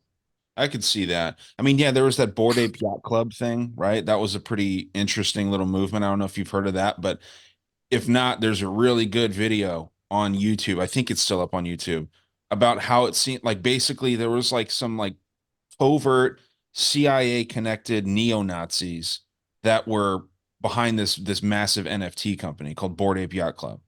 And like that's what made me really think that it was like a government push to try to get people in this direction of wanting that stuff. You know what I mean? Because the people that can afford that stuff don't really buy it. Savvy multimillionaires aren't buying digital artwork for the most part. You know what I mean? Unless they're high profile. I could be wrong, but it seems like it's one of these movements that's not really grassroots, but it's meant to look like it. You know what I mean? You know what? You're absolutely right, and I'm sure the government has to do with a lot of these movements, right? Trying to get people to spend and put all their hard-earned money into things that are just going to fucking evaporate, like we talked about before, fast money. So I haven't even think cryptocurrency, like, there's going to be this bull run, and there's going to be the fall down of the 80 to 90% loss, and 95% of those people are going to lose everything they have because they did what I did 3 years ago. And I built that up from 6 years prior, but they're going to lose a lot of their money because they're not staying in something that everybody wants. Just stay in the easy stuff: Bitcoin, Ethereum, some small tokens that carry value and do something. Like, Bitcoin doesn't really do anything, but the reason that people use it as a store of value, like gold, that's why I believe it will stay. So if you're not really into that and you're in all these imaginary coins, that are going to 10,000 x 20, and if you do great, like, you could make $1 million, but more than likely you're going to lose $1 million. You know I what I made mean? quite a bit of money off Dogecoin. As funny as that sounds, I bought it when it was very, very low and I sold it. You know what I mean? Like once it shot up, I just got rid of it because I know that that's fake. But you can make money off fake stuff like that. And not to go off on a tangent here. Sorry for dragging this out, Ryan. But if you're doing stuff like that, buying a lot of crypto, do you think it's important to own things like gold and silver and stuff like that? Because they're starting to sell gold at Costco's down here. Gold. Before Luke jumps in on this, I hate crypto. I know you do, yeah. He's one of my friends that convinced me to buy crypto. I still have it. I've held it. It's increased in value. I'm not going to deny that. It's given me zero joy, no fun, does not get me outside. Like, these are just the other benefits that I normally look for in a side hustle. Don't get to meet anybody, does not pay for my hobbies because I haven't cashed out, and there's no guarantee that I can cash out. I don't know. You could lose your password and stuff. I know I've ranted about it before on the Monday Night Master Debaters, where they want you to re-identify yourself, like reprove your identity periodically, and it's just insane to me. It's annoying. I hate it. It doesn't, because it doesn't have any inherent value. It doesn't have any inherent value. And Luke, I know we've talked about this. Hey, well, Luke's convinced that the governments are still going to use it, and I'm not even disagreeing that the world probably is going to get more digital, because why not? It allows them to control it more and to have all the information on each transaction and stuff. I get it, but I still prefer cash, and I still prefer silver, and I still prefer buying stuff that is real and that has real value. Like, a lot of the stuff that Chef Norman and I have bought over the years cannot be considered traditional investments, especially when we're not planning to sell them. We're talking about tools and stuff, right? Right. We have a lot of tools between us. We bought a lot of stuff over the years that even we hardly had any money, and we built cabins in the woods. And I know it's not the most sensible retirement plan here, but it's something that, like, if anything did happen, if we did run out of money, if we did lose our ability to earn, if the world went crazy and we're in an apocalypse, there's many scenarios where we could just bounce to the cabin. We have stoves, we have guns, we have fishing rods, we have traps, we have all kinds of stuff, manual tools, wood. He has a sawmill, which is incredibly valuable. We've told a lot of our friends about this, and they're like, well, so what? And we're like, well, what do you mean, so what? It's how you turn trees into wood. Have you seen the price of wood? A very viable side hustle there in the non-apocalypse scenario. We can sell wood right now. We just have to go and cut some wood and let it sit for a while, and it's good to go. Or we can actually use these tools to better our own life without paying taxes and stuff, right? And saving a ton of money with all these tools if we wanted to. If we really wanted to, right now, we don't have to go to the grocery store. It would be a lot of work. We'd have to be out there fishing and trapping and hunting, but we could actually do it. We bought enough stuff where we could almost. Jeff Norman, you want to chime in here? We're close, eh? If everything went downhill tomorrow, we could survive with the amount of equipment we have right now. Yeah, that is correct. So a lot of talking has happened, and I got some notes here, and a few things I just want to say. Crested geckos was the main hustle that we had for Ryan's reptiles. We bred them and sold them, and he's right. We sold out during the 2008 depression, and I continued to keep breeding them, and I just got lowballed, and I stopped liking it. And passion is something you have to have in anything you do, really. And when I buy and sell, I buy things that I like. But being friends with Ryan, I've learned that everything has a price. If I don't really need it, I'll sell it. Even if I want it, if you offered me, let's say I have a shirt on, I'm wearing it, I'm a collector, so this is an Outcast shirt. If you offered me $60 right now, I would take it off and sell it to you. And I've done that many times. I wear clothing that people like, they throw it a crazy price, and I call them on it, and then I sell it. And I could have got it from the thrift shop. I could have held on to it. Could have got it from people, And that's, I just want to say, buy things. If you're buying and selling, a good thing is passion. Buy things you like. So if you do get stuck with them, at least you like them, right? Another tidbit on it. I'm not throwing this guy out, but honestly, you want to hear some good stories. Crushing It by Gary Vee. Read this book. It has amazing stories about turning side hustles into businesses. And what was I chiming in about? Buying tools. Yeah, buying tools and getting back to buying silver and gold. You should buy silver and gold. Buy them from dealers so you don't get hijacked. Yeah. But also, in the NFT thing and the crypto thing, I did the NFTs. And I thought I had a good stipple with them. They were super cheap. I took a picture with the iPhone 13 Pro, and they look like this. I made them in real life, and then I just took pictures of them. And then people are going to hang that in their imaginary houses online. Because like you said, Luke, kids are addicted to it, right? And if you hold the NFT for, let's say, I said a year, I would send you this in the mail. So you have a physical copy of it, right? And then the idea is that I can produce as many of these as I can. Yeah. And you get a physical canvas, and you have a fake canvas in your world. And it's an NFT. And it's funny that you mentioned that it went down and up like a roller coaster. These are actually worth more than when I purchased to make them on OpenSea, right? So just to say, I tried NFTs. Am I making any more? No, I have 5 of them. I have them all, but they are for sale, okay? Yeah, no, making them is genius. Yeah, it's just crazy to me that people buy that people want digital art. That to me is kind of nuts, but I'm not everybody, obviously. So I just want to say something. Like, I agree with you guys that like cryptocurrency and NFTs are fucked. Like, I don't believe that it's a great thing to go down, but you have to watch the way the direction the world's moving in. So I look at that, okay? So what is happening right now? Our dollar in US and Canada is going down, down, down, backed by nothing. You know what I mean? Our governments want to control us. They want to make it digital to make no black market economy. This is the direction that's going in. And if you're not with the times, you're going to be behind, right?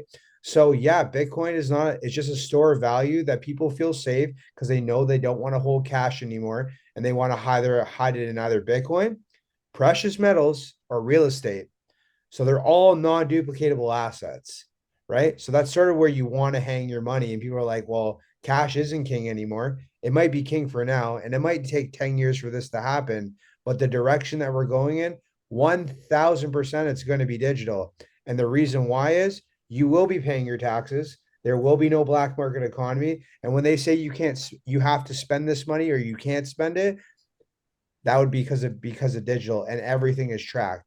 So that's how I look at it as you almost get like little secrets when they're talking on the news or the World Economic Forum or anything. And you almost get little secrets that they're saying pretty much, hey, we don't want you to be rich. Hey, we want to control your money and where you live and when you can spend and when you cannot. They're not actively saying that, but they're sort of fucking saying that.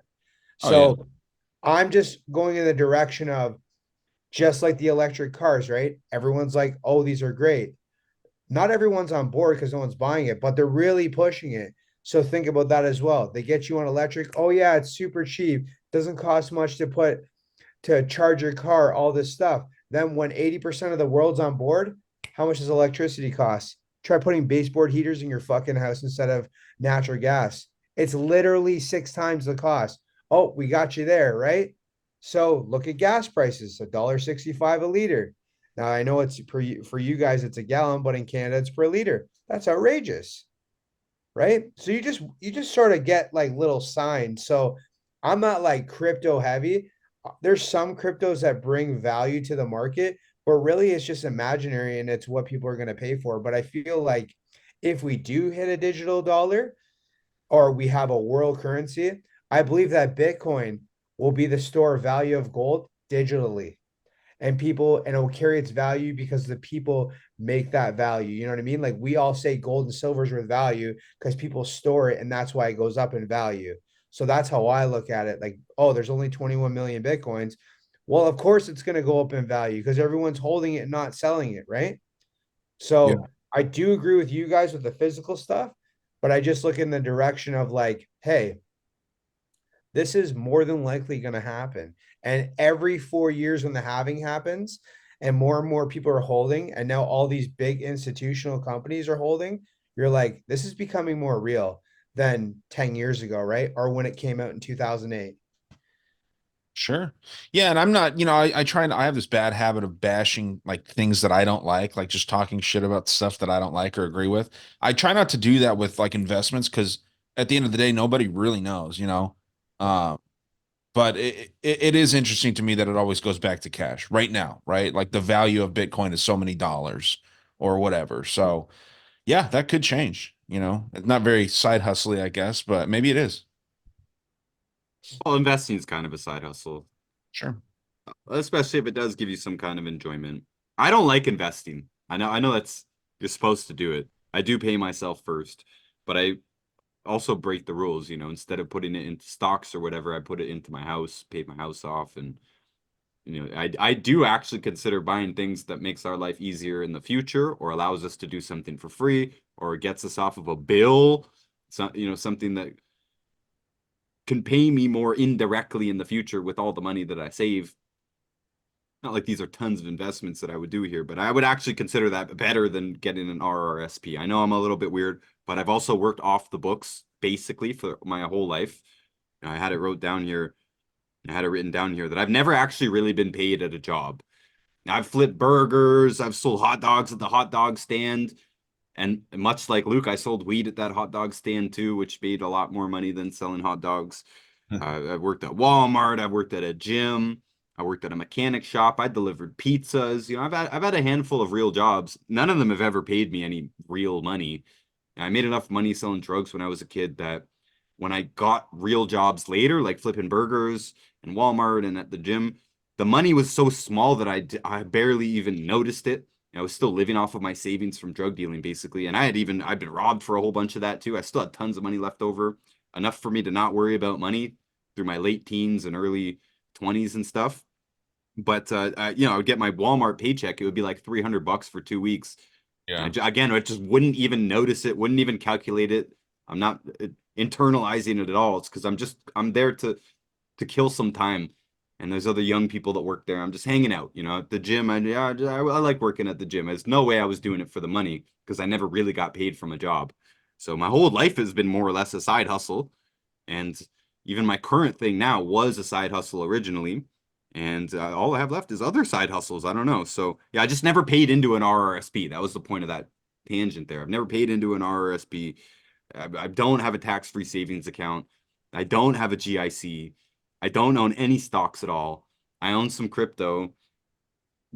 Maybe I should be buying some of this stuff. I don't care about it emotionally. And I know any financial people are going to be like, what are you dumb? Get an RRSP or whatever. But I don't know. I like having my money off the books as much as possible. And I do like investing in real things. And my current side hustle is still barely even for money. I'll tell you about it now because we're going to get into our like modern, like what we do now side hustles. If you haven't mentioned them yet, get them out there because then I want to talk a little bit about the 7 types of side hustles that I wrote down here. Maybe there's more, but I wrote down getting views online, flipping stuff, doing affiliate links, sponsorships. A lot of these are online. I work online now. A lot of these, I do some of these. We got MLM here or network marketing, drop shipping, and services, much like Luke's side jobs. I want to talk about all that. But yeah, my current side hustle, it's not very lucrative, but I buy stuff. I buy jewelry wholesale.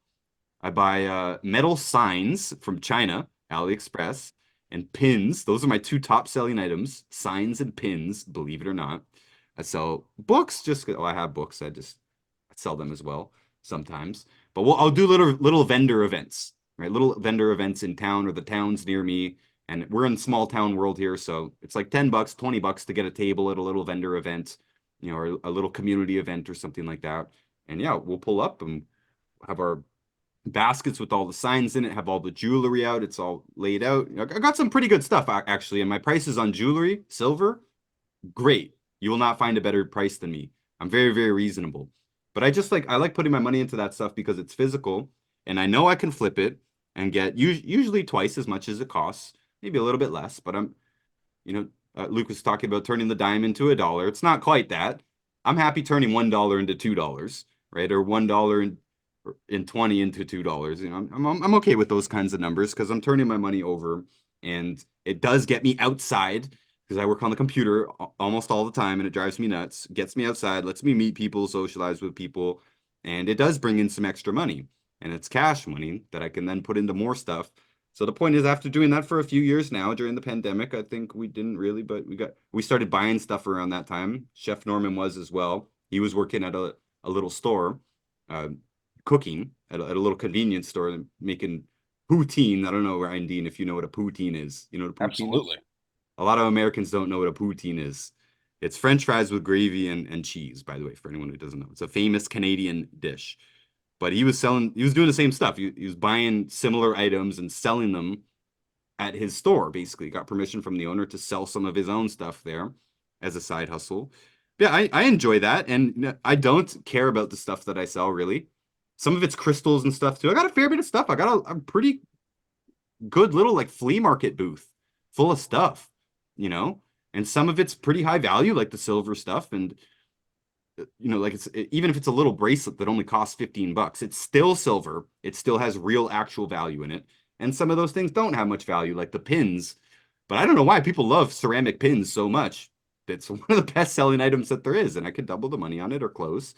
And those signs too, they have not much actual value, but they are still metal. It's still a real physical item that I feel that even if all the power went out and everything, or no matter what, if I die, I die with $100,000 worth of stock or $1 million worth of stock and jewelry and stuff. Instead of living off of my retirement or whatever, or if I die, instead of passing it down, you get a store's worth of stuff. I don't know. Open a jewelry store, sell it wholesale. I don't know. It's just not wasted to me. A lot of people in the financial world make it seem like if you don't make those long-term investments in your RRSPs or the stock market or your mutual funds or GICs, if you don't do any of that, then you're wasting your time. But I do like buying physical items and flipping them and buying more physical items, even with no sentimental attachment to those items at all. Don't care about those items at all. Same They thing, they still Ryan. have real world value, and they don't have mechanical parts. They're not going to expire. I pick products that don't have a shelf life. Basically, they could sit in a warehouse for 50 years and you could still sell them. So it's the same thing, Ryan. Like you're doing it the same way as someone would put their money in. I'm just saying, like, if you hold cash, it's not really it's Cash not is worth not worth anything. anything. Yeah. No, it's not worth anything. So you're still buying the item and then trading it for cash. What you live in right now is a house. That house is going up in value. Your cash is going down in value. All I'm saying is you might as well, even if you don't believe in Bitcoin, maybe you believe in real estate, right? So that's a pretty good investment. Maybe you take the cash and put it in there because we all know cash is going down in value unless someday they just stop. If they stop printing the fucking cash, then maybe worth something. But you got to put your money somewhere, or maybe it's just going to evaporate one day. Like it's good to keep making more money, but we keep making more money, and the cost of living is going to be more and more expensive, and the dollar is going down. So like you're still doing the same thing. Instead of you investing, hey, I'm going to put $100 a week into the S&P 500 and get my 5% every year, 5 to 10%.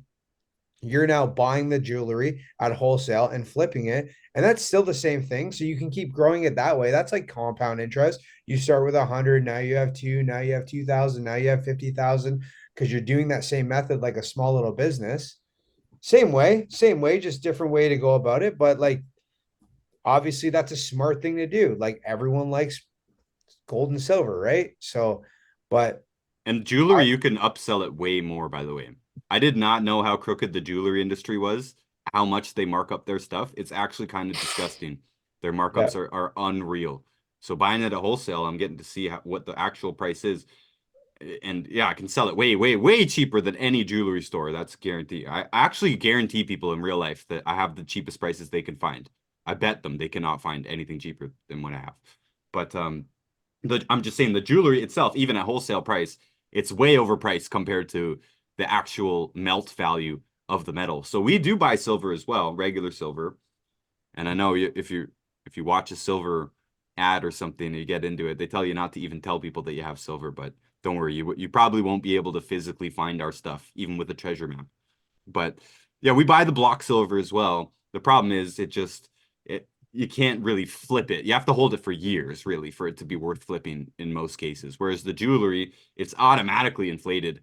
And just since the jewelry industry is so ridiculous, I can easily double my money and still I absolutely have the best deal probably in the country, honestly. Unless you are buying it wholesale yourself or it's stolen. Is the only except you're never going to find a store or a flea market booth that sells it cheaper than I do. I get it. They have overheads. I don't. That's one of the beauties of a side hustle. Your side hustle shouldn't have any overhead or very little. It's a running theme on my show, man. I always talk about South Park, and there is a great South Park episode about jewelry, like like what is it, QVC or whatever down here, where it's like basically a long infomercial. They just sell shit Mm. and they target old people, and they'll say like this bracelet's worth $700,000. We're gonna sell it to you for $24, and it's worth $2. You know what I mean? yeah, I've seen those. That's Dude, hilarious. so good, man. Yeah, And then they're yeah. just targeting old people, like with their freaking social security money. So, I definitely could see that, Ryan. Yeah, it's good. It makes people happy. You know what? I'll tell you, I learned that stainless steel jewelry is even better. Excuse me. I thought that silver would be better because, oh, it's silver. Everyone wants silver. Everyone knows that silver has real value in it. Why wouldn't you want silver jewelry? When I bought jewelry when I was a kid and stuff, it was silver. Of course people want real silver. But then I went down to where we grew up actually, and I talked to the cheapest jeweler that I know, Maria's Jewelry in the Pickering I remember Mall. them. He Yeah. always had the best deal. You could go and check your prices. He always had the best deal, even though it's called Maria. That's actually his wife, Maria's. Yeah, shout out to them. You can go check them out. My prices are less than half of what they're charging. But I asked him too, what should I do? First of all, he was shocked that I was selling them so low. This is not an advertisement for myself, by the way. I will not ship these items, and the value is no longer there in the case of shipping anyways, because shipping costs too much these days, as Chef Norman said. And I'm not interested in going to the post office. It's making my side hustle less fun. So you got to see me in real life to buy these goods. But anyways, he told me, hey man, buy stainless steel because the value there is even lower to begin with. And just the markup is insane, insane. So I can be selling. I know these numbers are pitiful. These numbers are not exciting numbers. Okay. But Luke, what you said, a diamond to a dollar, I get excited by that concept as well. So even if we're talking about turning pennies into a dollar, I'm still excited. So I've been buying stainless steel as well. And jewelry isn't the best seller. Like I said, people want the signs and the pins much more, and I have a variety of other items. But when I do sell jewelry, I know I'm going to double my money on the silver, but I know I'm going to like 20x my money or 50x my money on the stainless steel. It's ridiculous, and I'm so reasonable still. Like just that it's so cheap to begin with that the markup, even if I'm charging you $1 for a little stainless steel ring, and I charge $5 actually because people are stoked to pay $5 because nothing costs $5 anymore. And it's still a nice looking thing. They know that it's stainless steel. They know it has no actual value, a little tiny bit of melt value, probably 1 cent or 2 cents worth of melt value. And they're stoked to pay $5 for it. And I'm making tons of profit on that stainless steel. Crazy. Everything else on my booth, it's like maybe I get twice as much as I paid. But the stainless steel is a huge markup, and I realize that a lot of people do not care if it's silver or gold or real crystal. They don't care if it's real diamond. They're okay with cubic zirconia. They just like it. If it looks nice, they will buy it. And if it's a reasonable price, that's great. And you still make tons of money on the stainless in percentages. I know it's percentages, right? But it's literally like turning 1 or 2 cents into $1. It's pretty great. So I just want to add something here. I know Ryan, you're not, and maybe Chef Norman, you're not either, but maybe Dean is um an Elon Musk fan. But I like the quote that he said, don't worry about saving $10,000, worry about making another $10,000. And I feel like all of us in this group are actively trying to do that. Especially Ryan, since you're always buying and selling and you're into all these things, books and bracelets and body E-tune bracelets and all this stuff. Like you're always progressively making more money. And I know I'm not a big fan. I am a fan of cash, but I just feel like the direction it's going in is bad. But like as long as we can keep doing that, like I want to one day like not sit around and drink beer and watch shows, but wake up one day knowing, okay, I have enough wealth in my life for me and my family and my friends that I can go in and enjoy my days and do what I want to do. It wouldn't be sitting around drinking beer and watching shows, but it'll be definitely talking on podcasts with you guys, going to the gym and doing my card collection hustle. Love it. And I feel like I don't know, that quote sort of stuck with me. And I'm just like, man, you can find value in anything. Anything, it's how you push it, right? I don't know. What do you guys think about that? Well, he's an excellent marketer. I like to provide real value, honestly. Let me throw this out there as well.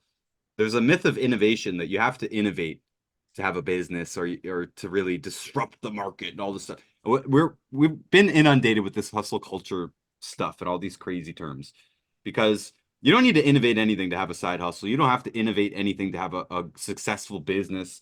You can buy a gas station or a sandwich shop, burger joint, tons of stuff that you could make a solid living off of, and you don't need to scale it.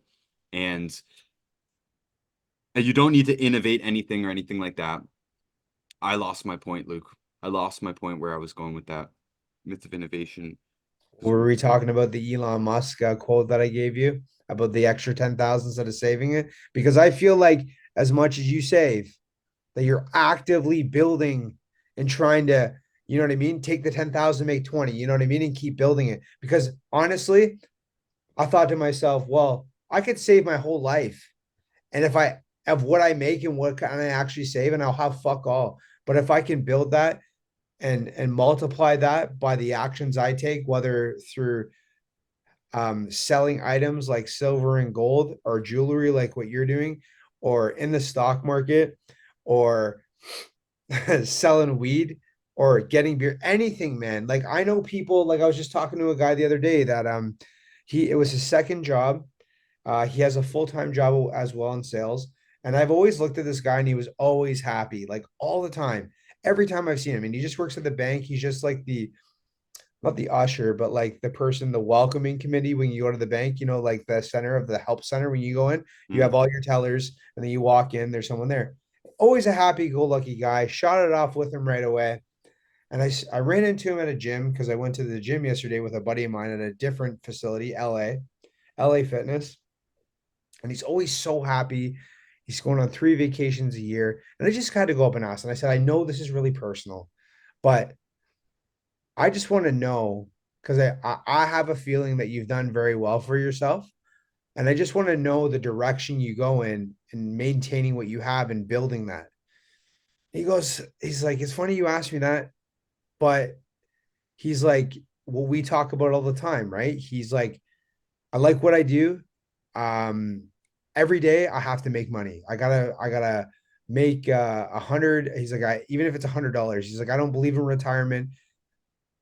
Always save 10%. He said, first thing, always save 10% no matter what. He's going 3 vacation right now. He doesn't have kids, just him and his wife.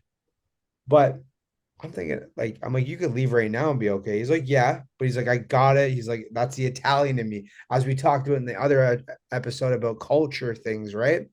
He's like, I'll work till I'm dead, but he's always happy to do it. But I know he's super rich, like, or wealthy or whatever, right? I don't know where I'm really going with this, but I just had to. I like asking people about their stories of how they attain their wealth and how they're happy about moving through life because sometimes I'm not always as happy and I'm reconsidering my full-time job of like where should I be going next, right? Because I really enjoy these podcasts. Obviously it hasn't replaced my full-time job yet, but um I don't know where I'm really getting to this with. Maybe I'm just sort of venting, but Well, let me bring this back into my point about Musk. So the reason I was getting into the innovation thing was because Musk is a snake oil salesman. So he sells smoke and mirrors basically, but he's always packaging it as something new and something innovative. So that's where I got onto the innovation tangent. But what I believe is that what the world really needs is good value and honesty. So I don't think you need to be innovative. I don't like that kind of mentality that, oh, you can sell anything as long as you package it properly and market it properly. It's true. It's a true thing. I just don't like it. I prefer the down to earth approach of no matter what you're doing, whether you're buying or selling or whether you're providing content, that the primary consideration is the value to the customer or the value to the audience. And if that's done, then you might not make $1 billion selling smoke to the American public, like in the case of Musk, right? But you, I think, will make a decent living. And in the case of side hustles, you'll enjoy it more. To me, I don't enjoy ripping people off. I don't enjoy promoting things that don't have value. I don't enjoy packaging something nicely in order to sell it at a hugely inflated cost. I'm happy with a moderate level of profit. And obviously, we do a lot for free as well. I like the one thing you said there, Ryan, about that went with that too is honesty. And I would have to say that I feel like We're saturated with dishonest hustlers yeah, in like this modern yeah, environment. so I feel like honesty is a really good selling feature that should be brought back because I know like back maybe in our parents' days in our or sorry, let's say my grandparents, you know what I mean? Like honesty was a thing. You did business with somebody that was honest and was real. And there was a few of the skeptical individuals that are sleaze bags and whatever. Now, as in our parents' era, there's more and more of them and scams and all these things happen. We need to bring back the honesty. And I think that's a good value to have as an entrepreneur, you know what I mean? To sell yourself. And if you can be honest and true with yourself, I think you could be very successful because you're that brand, right? Like I would like to deal like even all my interactions with um the sub trades in the construction industry, like I want someone that's honest. I want someone that's going to be straight up and that has huge value behind it. Like I will pick somebody, I will pay more money for something if I feel like somebody has my back while I'm paying for it and doesn't feed me lines of bullshit because I am an honest person. So I think that holds a lot of value, just that alone. Yeah, honesty is going to go a long way in business. And I think this is a good way to transition into the final segment, I think, of this episode. So I mentioned those other types of side hustles before. Well, we've talked about a few of these now. We've talked about flipping, we've talked about service side hustle a little bit. We've mentioned these and the possibilities of side hustles. Whatever you do as your main thing, you could also do that as a side job. And we all know electricians and mechanics and stuff that they do that full time, but then they'll do side jobs. And yeah, that is considered a side hustle to me. Providing a service doesn't even have to be a branch of your main thing. There's no reason why you couldn't work your regular job, and then cut lawns on the weekend. Simple things like that are a very underrated thing. I mean, where I live half time in the woodlands of Houston, Texas, there's this huge industry of people who just cut lawns and blow leaves. They never pick those leaves up. Never, never, ever. They never rake them, but they blow them constantly. I'm just saying it's a service thing that could be done on the side. You know, mowing lawns or shoveling driveways and stuff could be done on the side. I know a lot of people don't do these things these days. I don't really know why. You know, there's so many service type things that you could do on the side. You know, I could do tattoos on the side. That's in the service category. I did want to throw in there, by the way, that I do think jobs are underrated. And this whole hustle culture thing that we've got going on, I think jobs are underrated. A decent job, especially in the trades, Luke, plumber, electricians, HVAC, great jobs in terms of giving you a solid life that you can depend on and pay your bills and have a house and have a family and have it's a cottage, you know, something on the side. It's not like you're going to be a billionaire, but super underrated having a good job. Trucking is another one. No one wants to truck right now.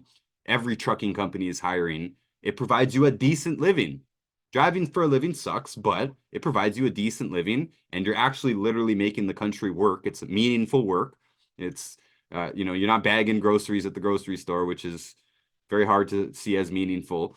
People can bag their own groceries for the most part, right? But we can't drive our own trucks. We can't fix our own plumbing, all that stuff. And everyone I know in the trades, they have their complaints, but they all live a way better life than any of us that chose to wing it in less stable careers. And of course, you have the ability to do side hustles as well. Just saying, I did want to throw it out there that we can get caught up in hustle culture, and I'm caught up in hustle culture myself. And trust me, running your own business is not as glamorous as it looks for most people. Most small business owners, operators do go out of business within the first few years. It is very hard to start a business from scratch, no matter what it is. And again, it's just overrated. You see all these clips we've seen for years now on Instagram and stuff. All these people, I work from my laptop and I just travel around, go to different beaches and work on my laptop. So there is this idea that being your own boss can be the most magnificent thing in the world. But I promise that I cannot think of any business owner that I know that has that easy of a life. It is possible to make more money owning your own business than it is to have a job, but it is also possible to have a way easier life in terms of not stressing about the success of the business and all this stuff. It's not easy to be a plumber, and it's not easy to gain skill in a trade over decades, but it's easier in the sense that you don't have to stress about how exactly your life is going to be built, because a business can go under. It's very uncertain. There can be a lot of stress involved, and running a business, you're fixing problems full time, or all you deal with is problems. I'm just saying this has been overlooked, right? When a lot of people say the hustle culture, oh, I made 100 grand last month, as if there was absolutely no stress and effort put into it. It's not true. And for most of us who do run small businesses, we do not make 100 grand a month, but we do deal with more than 100 grand worth of problems a month. You know, we deal with a lot of stress and a lot of problems. Luke, you stepped away for a second. I was just saying that jobs are underrated. And that's why I like this conversation of side hustles, because for the most people, a job is going to be what pays the bills. It just is. Plain facts here. A job is going to be what gets the job done. Will it give you your fulfillment? Probably not. Will it be fun? Probably not. Right? Will you get to meet new people? Probably not. A lot of jobs, you just work with the same people all the time. A lot of the benefits of the side hustle aren't there. But as you mentioned earlier, Dean, when you do enter into a side hustle, now your mind has somewhere else to go, right? You know that you're only going to make so much with your job. You're going to get a raise every few years because that's how it is, but you're not going to go from 1 to 10. Whereas when you put in that side hustle, there is the possibility that it could add a lot to your life, or that it could scale. I said not all side hustles don't have to scale. It's not part of the criteria here, but a lot of them can scale. A lot of them can become significant if you wanted to. And especially if you really truly hate your job, it is a possibility of building that on the side. Just like Chef Norman said with that book, Crushing It. That book came out in 2018, I think, 2017, 18, whatever. I read it when it came out. And a year or two later, I followed that exact roadmap to launch online, and it became my full-time thing. It is possible to do. Yeah. Yeah, I'm not a fan of that Gary Vee dude, but I know he gives some good information to a lot of people. You know what I mean? Like I've heard his stuff that he puts out there, and I think it's mostly his personality that I don't like. The information is solid. You know what I mean? It's real information for the most part. Um, you said something, man, the job thing, right? I know personally right now, within the last 6 months, maybe even 4 months, two big companies, I'm not going to say these people's names, but two big companies laying off a lot of their employees right now. I mean, some big companies where everyone's heard of these companies, two different people from two different companies getting laid off. So I'm curious, like, why there is this push, why there is this hustle culture, as you say. It's definitely social media. Social media glamorizes the influencer, right? Um, I don't even know where that term really came from, this influencer idea. That's like a sexier idea than driving a truck, right? Or being an electrician. But just like everything with social media, man, it's only glamorizing the good things. They're never talking about that bad stuff behind the scenes, right? They'll sit there, they'll take a picture, they'll take 30 pictures to try and get the perfect shot of them making it seem like they're not trying hard in life, right? And they're trying very hard to make it seem like they're not trying hard. So, yeah, man, it's definitely you're not going to see people showing I made 100 grand this last month, but the previous 5 months, I've lost 20 grand a month. You know what I mean? Like we're breaking even. I can show you the check right now that says I got 100 grand, but you're not seeing that's just a single snapshot, man. So no one's ever posting like the mortgage company just sent me the last warning. You know what I mean? No one's Yeah. doing that online. So yeah, you make some good points there, man. But even the security that a job is supposed to give people, it's not guaranteed, right? None of this stuff's guaranteed. So it goes they go together. The job and the side hustle, I think that they're needed. They feed off each other. Hopefully your main career doesn't rely on one company, by the way. That is a real thing. Whereas That's someone like Luke, he can plumb anywhere in the world. You could go to any country, they all need plumbing done. And there's good times and bad in the industry. Sometimes the unions will be slow and they'll lay people off. It happens. But I don't know any plumber, electrician, HVAC operator, mechanic, anything like this who's ever truly out of work. They may need to change companies, they may need to weather a tough winter, but their skills are always going to be in demand. Whereas, yeah, I'm pretty sure I know which type of companies that you're talking about here, mainly technology companies and stuff where, yeah, easy for you to become irrelevant in the software world, a maintenance world, or yeah, relying bank. on any one company. Just because you worked there for 30 years doesn't mean they have any reason to keep you. Yeah. Yeah, the other one was banking. That's a huge one too, where, it seems like one of those cushy jobs where you get every damn holiday off, easy short hours on the weekend, literally a 9 to 5 on the weekdays. Seems easy, but I know that big banks are laying people off too right now. You have no transferable skills really other than customer service. Yeah. Yeah. So it's tough, man. I mean, there's those higher up spots at the bank where they're like personal advisors or whatever, but that's like one person per branch usually. So, the person at the desk, the teller or whatever, those are getting automated too everywhere. We were like I said, I wasn't trying to talk any shit about the grocery baggers and stuff like that because some people get those as their first job or whatever. But that stuff is going to like automation, right? I've bagged more of my own groceries in the last couple years than ever. So yeah, a lot of this stuff it's lose where a lot of human jobs are going to robots and automation, but that's not going to happen with plumbing, electricians, things that you actually have to learn. None of that stuff's going anywhere for a long time. Yeah, teachers, hairdressers, all kinds of jobs. Base your career on a skill, kids, hopefully, because you might Yeah. become irrelevant if you don't.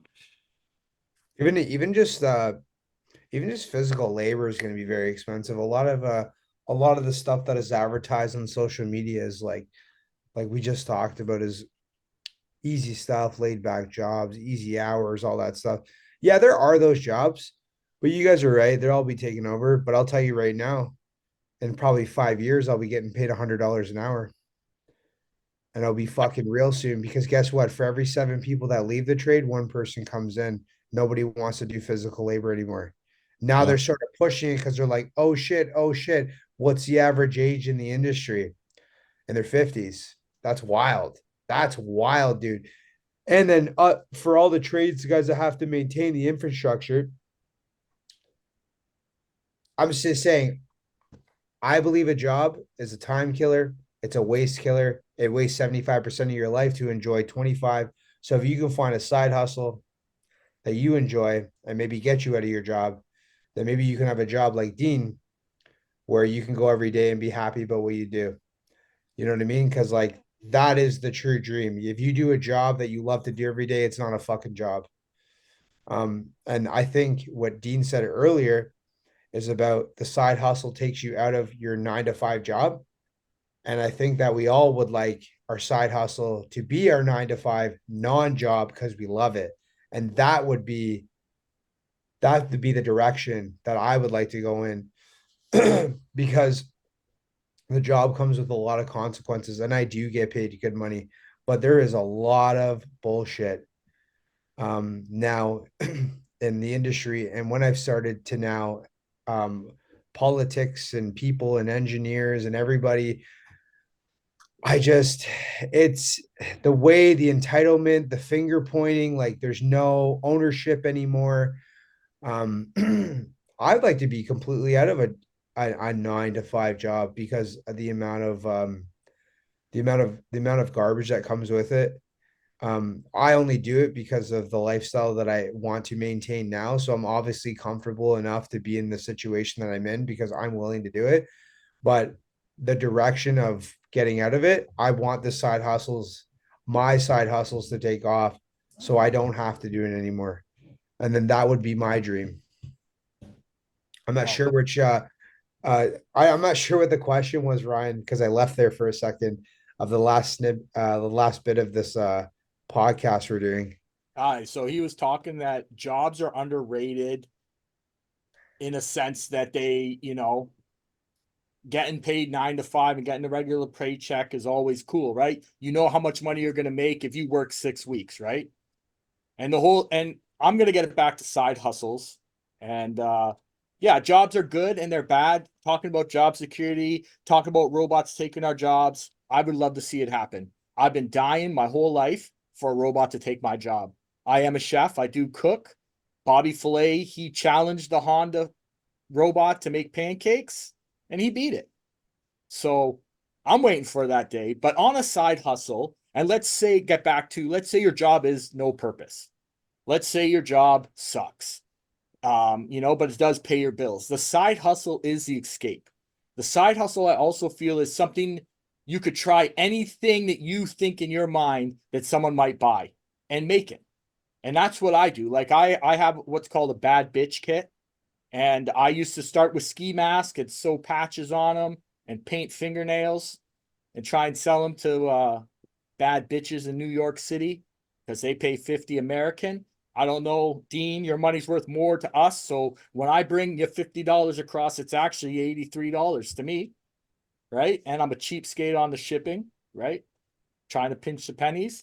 And I tried that hustle and I found out that more dudes like to buy pink ski masks than girls. So I haven't offered any fingernails to boys, but hey, if they want them, they can have them. They also came with a Hello Kitty switchblade, which that gave me problems when shipping it in the mail because I don't know the rules. If it's under 3 inches, I described it as a letter opener, but I've now moved on to epoxy, and I make epoxy keychain replica like knuckles. They look like brass knuckles, but they're keychain made of epoxy. And the side hustle thing, yeah, like I said, try everything you want to try. Like that person painting on those Pokemon cards, the full art cards. There's a guys I follow, they're called the Baseball Vandals, and they literally write funny slogans on baseball cards. And then they made a book, but they also sell the cards from the book too. If you ever want to check them out, it's funny. They just draw funny things on any card that are junk. Because if you're into cards, you know about the junk wax era. If you don't, you can look it up. Okay, that's where they printed way too many cards and that. But they draw funny things on it, and they sell the cards for $25 to $50, depending on how funny it is. And yeah, if you're coming to tough times, you don't like your job, you lost your job. I know you don't like Gary Vee, but yard sales saved my life, right? And Let Go. I'll tell you, Let Go came out. That was a fascinating thing. And when you get to do side hustles, you also get to do lots of things that you never would have ever thought of trying. And like Ryan says, it gets you out of the house. It gets you building the skill of one-on-one conversations with people. Even if it's on Facebook marketplace where, you get is this still available and nothing, at least you can develop a script to send these people. So then when you are jobless, you can talk to people and get a job. That's one skill from side hustles that you'll learn that's free. And the better you're at it, more you probably can sell. And back to Luke, man, if we're quoting people, you want to quote Elon Musk. I have no problem with Elon Musk. I think he's a genius. But I'm going to go back to Wu-Tang, man, and diversify your bonds. Don't have all your eggs in one basket. I'm into so many different things. I have so many options of investing that I think are good for me, right? So I looked at myself, what I like, and that's how I do my investments. My side hustle, it does, I have a number in my mind that I want to make on the side hustle, and then I move on. If it's not profitable or scalable or not enjoyable anymore, maybe I don't want to do it no more. Like I said, I paint toys. I'll do art, like I do canvases. I sell them. Me and Ryan, way back in the day, we did art shows. They didn't make us money. We partied though. Communication.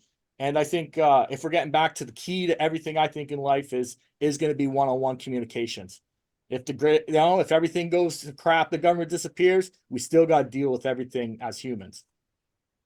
So try as much as you can on your side hustle. And then if you do make profit, you invest in other side hustles if you want, Yeah, man.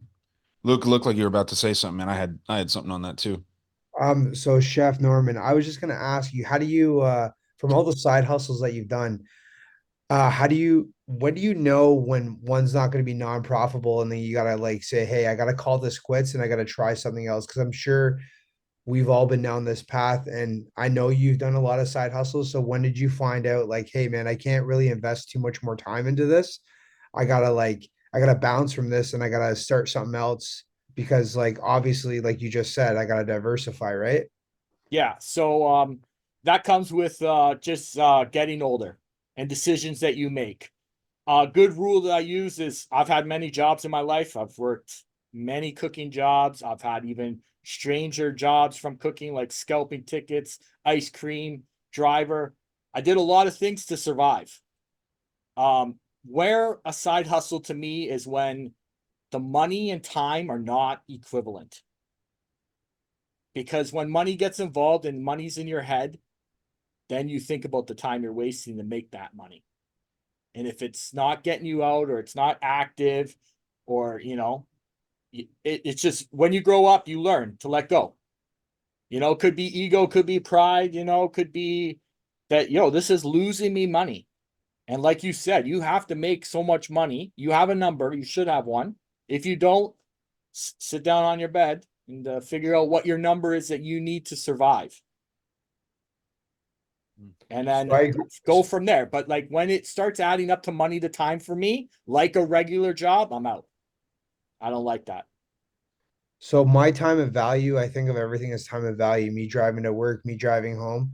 I'm a bit obsessed about it, and I've had to tone it down. That's why I'm in so many different things like yourself of making ways of money. So I always look at my time for money, right?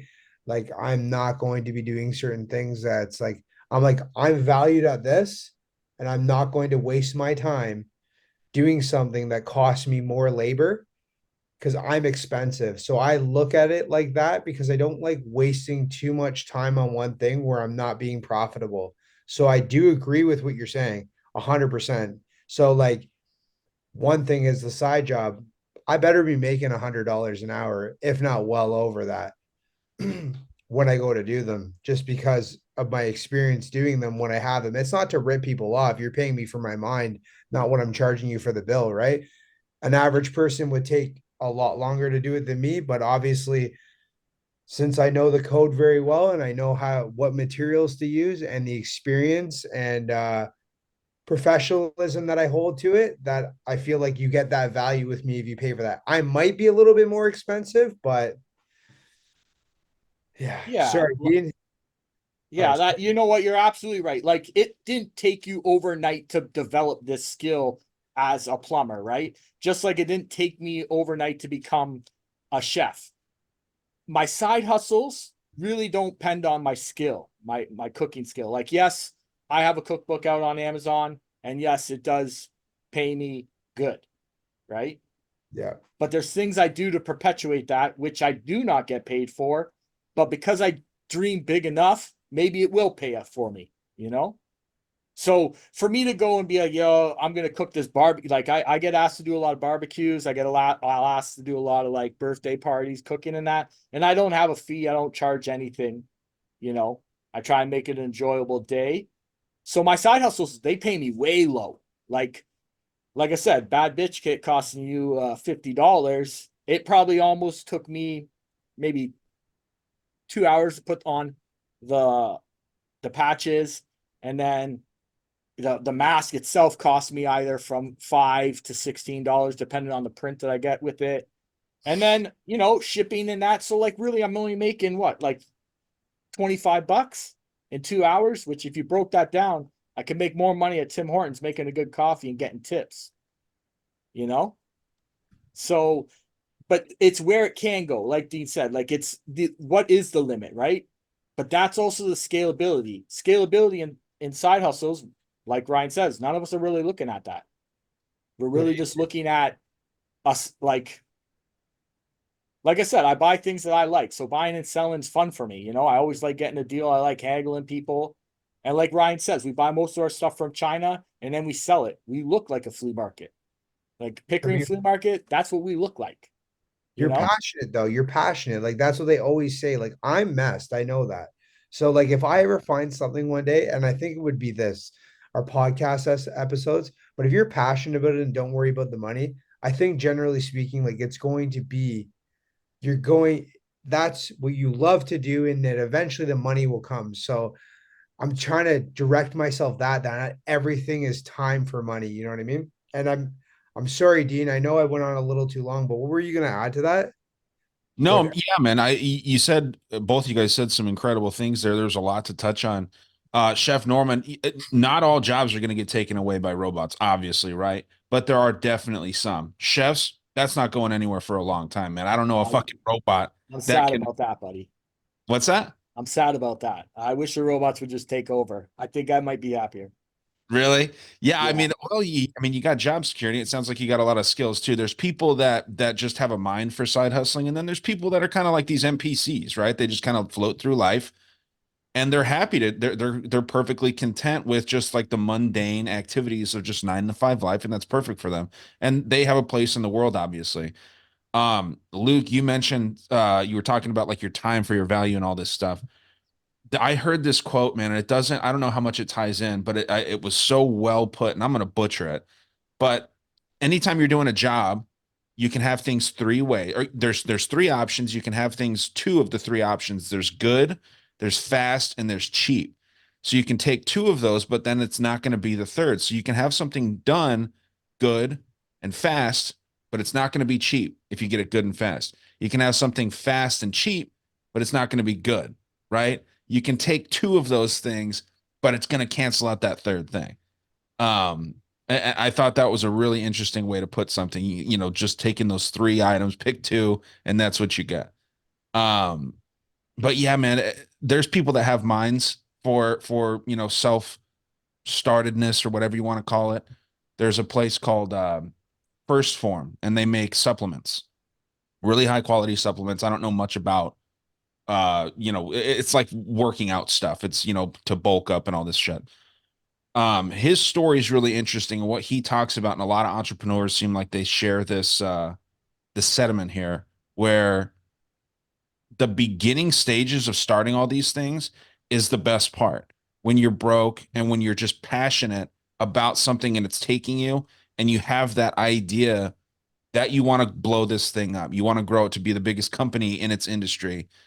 Once you get there, it's never as fun as you thought it was going to be when you were broke and you were just working and trying to get it growing, because it turns into a job. It's not a passion so much anymore, right? So I think that's an interesting thing, and you got to have the mind for wanting to break away from the system. Some people call it breaking out of the matrix, whatever. But some people just don't want to do that, man. Some people are fine just doing their boring job, and they're cool with it. Not a problem, I don't think. Thanks for the advice, Dean. I like that. That was some good value you just brought there. Oh, I'm not trying to give anybody advice. No one should be taking my advice. I just think that, everyone's saying such like important shit here, and it seems like it just seems like, I don't know, everyone's got their own place in the world, man. It sounds corny, but whatever you're doing, it's part of your story. You know what I mean? Like everyone's got a unique story. Everyone's got a unique perspective on life, and everything that you're doing is kind of part of your story. So, like I said, it sounds corny, but I think it's real. I 100% agree with that. So I'd like to shift this final segment here into the online side hustle world. I have been hustling online for a number of years now, and I think a lot of people, when they think of side hustle, they're going to start thinking of online stuff sort of immediately, right? Flipping stuff on Amazon, and every one of us has seen numerous commercials. This is what I did to make 30 grand a month. If you want to learn how to do this, here's my course. Selling courses is a side hustle itself, I guess, could turn into a very lucrative thing.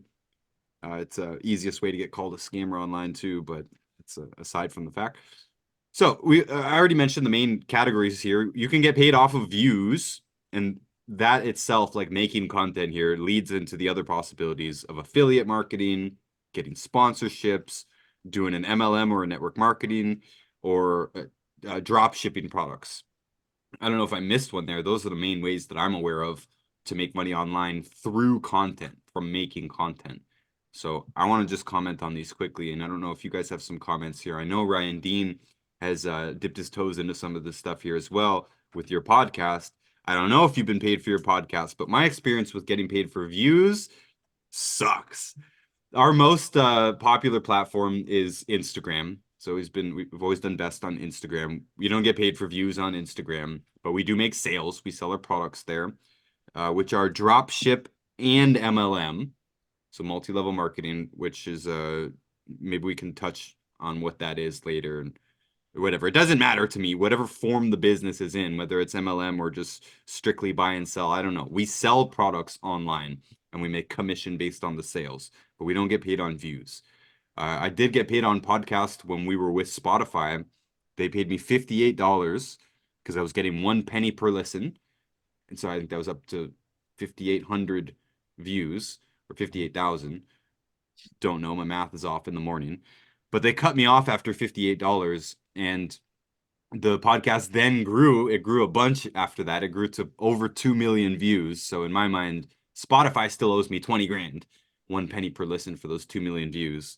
But then Spotify went ahead and deleted our podcast anyways. So there was no more ad revenue from that. And so, yeah, they're not going to give you that.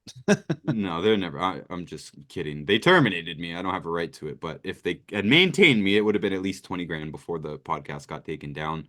Thanks, man. On YouTube, we do have 4 YouTube channels between us, Chef Norman and I, or more than that, but 4 active channels. And 2 of them were monetized at one point. Our Vitamin, our health account, that's the one that got demonetized. My personal one is still monetized. A lot of months have been around the 100 Canadian dollar mark that AdSense has paid me. They're small channels. We don't get tons of viewers on YouTube. Never really have. We do actually have one video that made 1 million views in the past. We'll talk about that in a bit. We'll get Chef Norman to jump in on that. But all of my channels on YouTube are pretty small. Like I said, we do best on Instagram, and Instagram doesn't pay you for views.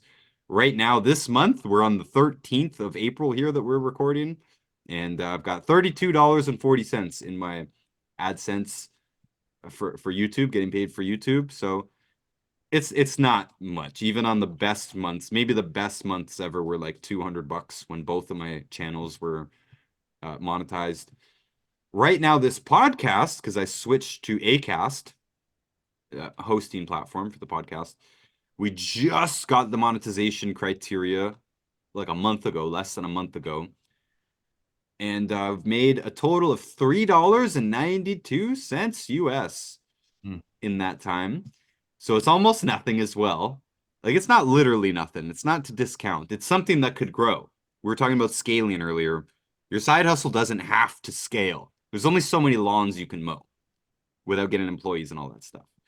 But online, it can scale. It does have that possibility where you could be a million subscriber creator or something like that. You know, it could. The possibility is there. So right now, for views, for me, I don't make hardly any money, and I'm gonna pass it over to you guys. Let me just say a couple of opinions here I've got. Affiliate marketing, where somebody else's company, you get a discount code for them or something, or you get a code, and the customer, your audience, they buy the product, you get a percentage of that.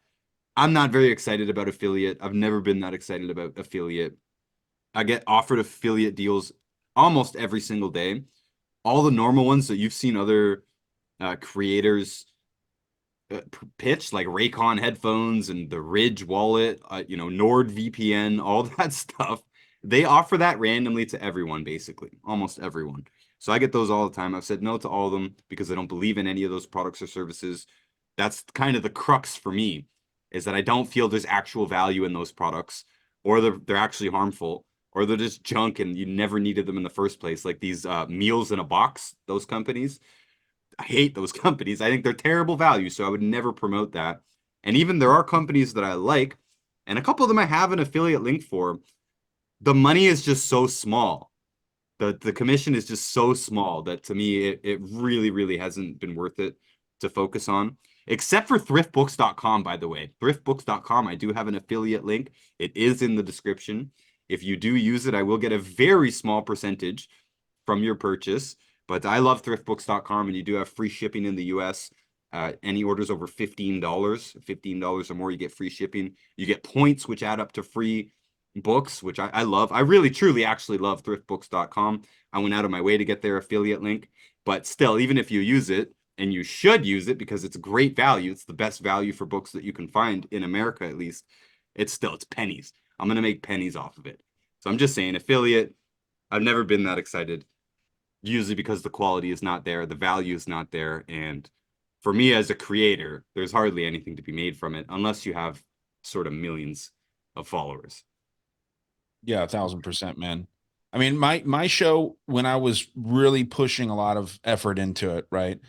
That's what helped me get away from my job that I hated, which was Pepsi. I've made that very clear on my show. Um, what you're saying is 100% true, man. Like the effort that you put into it until you have millions and millions of listeners, you're not getting much. You know, you do a Patreon, that's going to make, $1,000 a month if you're lucky. If you're selling merch, you'll make whatever you make with that. You'll make a little bit with the ad money, but you're not making like these hundreds of thousands of dollars. There's less than 0.1% of podcasters that really make money off of their show. My show got up until like the 0.75% of the world's podcasts, right? Like high level podcasts, not making enough to really have a good living. You could get by, but it's not really going to get you like people think that they're going to be Joe Rogan, and there's one Joe Rogan, right? There's one podcaster like that. There's other lower level ones that are still making enough money, but it's so hard to make money off listens, man, because these companies know that. They know that, yeah, 20,000 people are going to hear this ad, but less than 1% of those people are going to buy it. So we're going to spend fractions of a penny per play on these things, right? So yeah, you're not making much money with ads or really with podcasts until you get huge, and you get huge by just getting mentioned by kind of a gatekeeper type person like a Joe Rogan or someone similar. I was gonna ask you guys. Well, first I'll ask Ryan, and then just what you were talking about on YouTube. So you said your one of your YouTube channels is monetized. Did you say one of them's collecting $100 a month? Is that from being monetized or advertisements? It's from advertisements. You don't get paid just for the views themselves unless you have an ad on it. So what kind of ad would you have to put on to get $100? Because that seems like quite a bit for No, something that's all automated. They put the ads in. Like even there's ads in the podcast now. There's a pre-roll, a mid-roll, and an end roll. I don't know what ads those are. That's Spotify's choosing them. Same with YouTube. YouTube chooses them. You're not involved in the ad So process unless my you put your question own for you, ads into your video and yeah. sell your own thing, your own affiliate link with Raycon headphones or whatever, or someone actually sponsors. And most of these things, I'm pretty sure, unless things are different when you become a high level creator, all of them are affiliates. I So don't know if the big channels, they actually get paid. Like, here's $10,000 to mention us in your channel or something like that. That's direct sponsorship. I have no proof of any of those numbers. I don't know. I don't think I've never been offered anything like that. I've only been offered a ton of affiliate stuff, like promote our stuff. Here's our link, and this is what you'll get from it. But yeah, for the ads themselves that play automatically on the platform, no matter what platform, you don't choose those ads at all. so okay, so then here's And my that other is question. from one account. Yeah, the $100, because the other account's been demonetized for like a year. So the YouTube channel, so the $100 that you get, is it the ad that's playing, or does it come with how many views you get? Because I'm sure if you had a million views with a different ad, or they're just paying you $100 a month because you have that one ad. Like I don't know how I don't understand how that works. Because you No, get paid however by many time people view it, yeah, you get paid CPM. Basically, it's a number per thousand views. It's not very much. CPM's pretty low, so you got to get thousands and thousands of views for it to really matter. yeah. And I'm not sure if it takes into account like how long people watch the ad, if they watch the whole ad. I have no idea about any of that.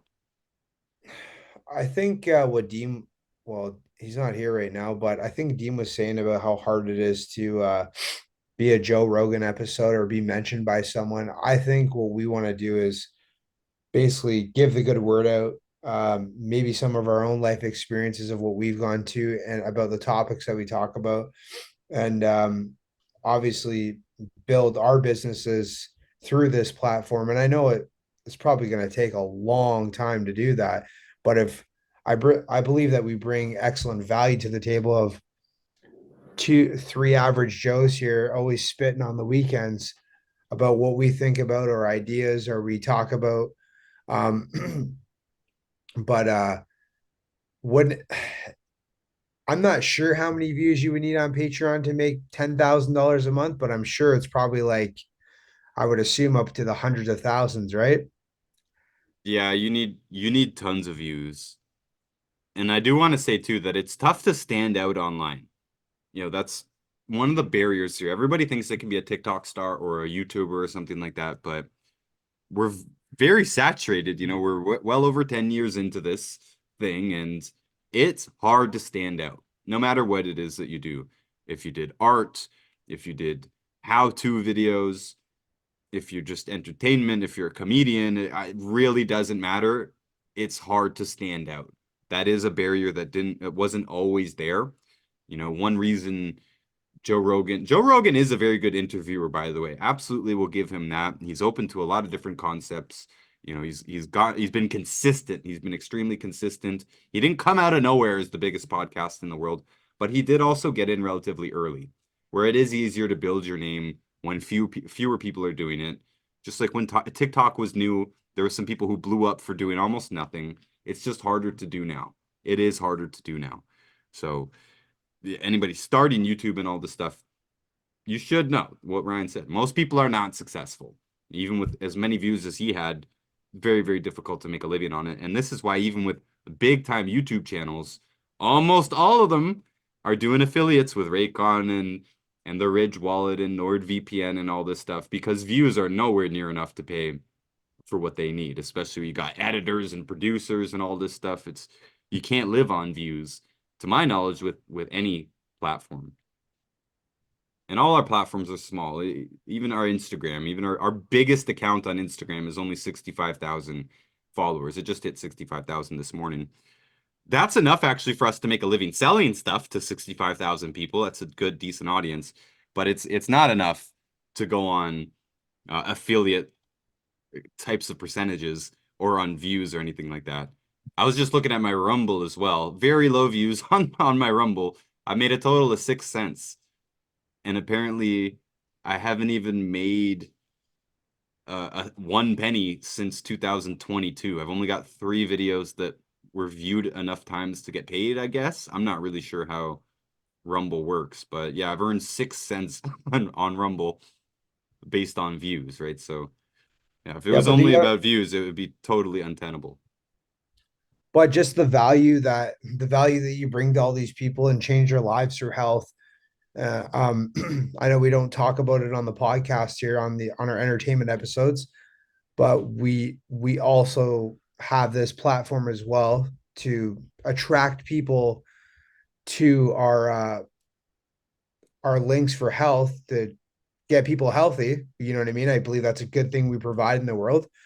And through that Instagram, I would say that's affiliated marketing and touching into multi-level marketing, which we're also a part of. But we also, even if the views on Instagram or on YouTube or on Patreon or Rumble are not what you like, we do give out the good word through all these platforms and do build value in our business behind the scenes. You know what I mean? That's actually the only way that I truly can justify making content, is because we do sell supplements and books, especially Chef Norman's book, Dr. Wallach's Cooking Without the Bad Foods. Definitely check it out if you haven't already. That book can actually change your life. Legitimately can change your home life, change your cooking game, change your health if you learn how to cook properly, save you tons and tons of money. Yeah, we promote the stuff that we do sell. That's the only way that I could justify having a podcast. It's the only way that I can justify spending so much time doing stories on Instagram. That's been a big backbone of what we do. Luke, you and I and your wife, we've all been working together on making posts for the next coming 2 years. It's a huge job. It's a lot of work. If it was just views that we were getting paid on, would not be worth it. It's only worth it because it creates more customers ultimately, either for the supplements or the books or both. And I like that, honestly. Like I said, I've never been offered a sponsorship. Most of the affiliates either are not worth my time or they're for products I don't believe in. I do like our company, our supplement company. We do sell the supplements itself. It is drop ship, so it's very convenient, which means I don't have to actually do the shipping in the vast majority of cases. For almost everything I sell, I don't do the shipping, which is really great. You can operate totally online, but it's a tough living to do it online. Dean had stepped away for a second there, but yeah, we were kind of talking about how it's not easy to be your own brand, as they say, as Gary Vaynerchuk says and stuff like that. Even that book from whenever it was, 2017, 18, even that's becoming kind of outdated very, very quickly, because now it's much harder to make a name for yourself. In my opinion, and from the people I know who do social media, it's way harder to grow an Instagram account right now than it was 5 years ago when I really got kickstarted on it. And it's way harder to do YouTube, especially in any controversial niche, and podcasts as well. It's very hard to stand out. Lots of people are doing it. Lots of people are doing a really good job already. Lots of people are already comfortable with certain people, like Rogan, right? I said Rogan didn't come out of nowhere. He's been doing this a long time, back when hardly anyone was doing it. And a lot of people got used to hearing him and are currently already committed to listening to his show or listening to Huberman or whoever else. And it's hard to now break into people's attention because there's so many good people, qualified people who are there trying to get it from us. People who make better videos than us, better podcasts than us, maybe better TikToks and stuff. I don't know. It's not a blue ocean anymore. It's not easy to compete in it. It's not as easy to make money online as people make it out to be, for sure, especially in the making content realm. 1,000%, man. I mean, people are habitual listeners, right? If you start a YouTube channel, let's say your YouTube channel gets up to 1,000 followers, right? Not a ton, but that's 1,000 plays that you're getting, give or take. And then let's say you get kicked off because you're talking about controversial stuff, like I know you do, and it shouldn't be controversial. What you guys talk about should not be controversial.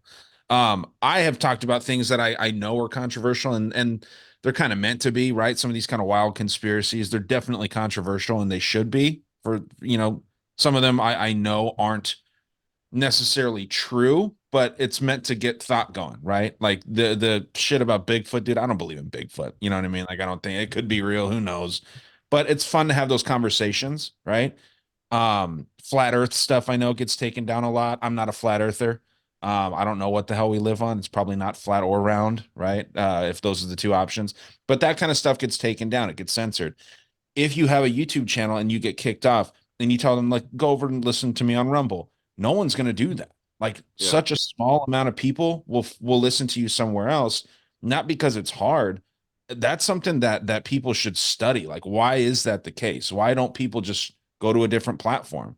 Because yeah, man, like I'm on Apple Podcast, right? If a show's not on Apple Podcasts, I won't listen to it, right? I don't like Spotify.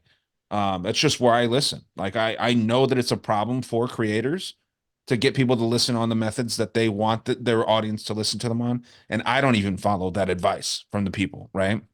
From the creators that I listen to.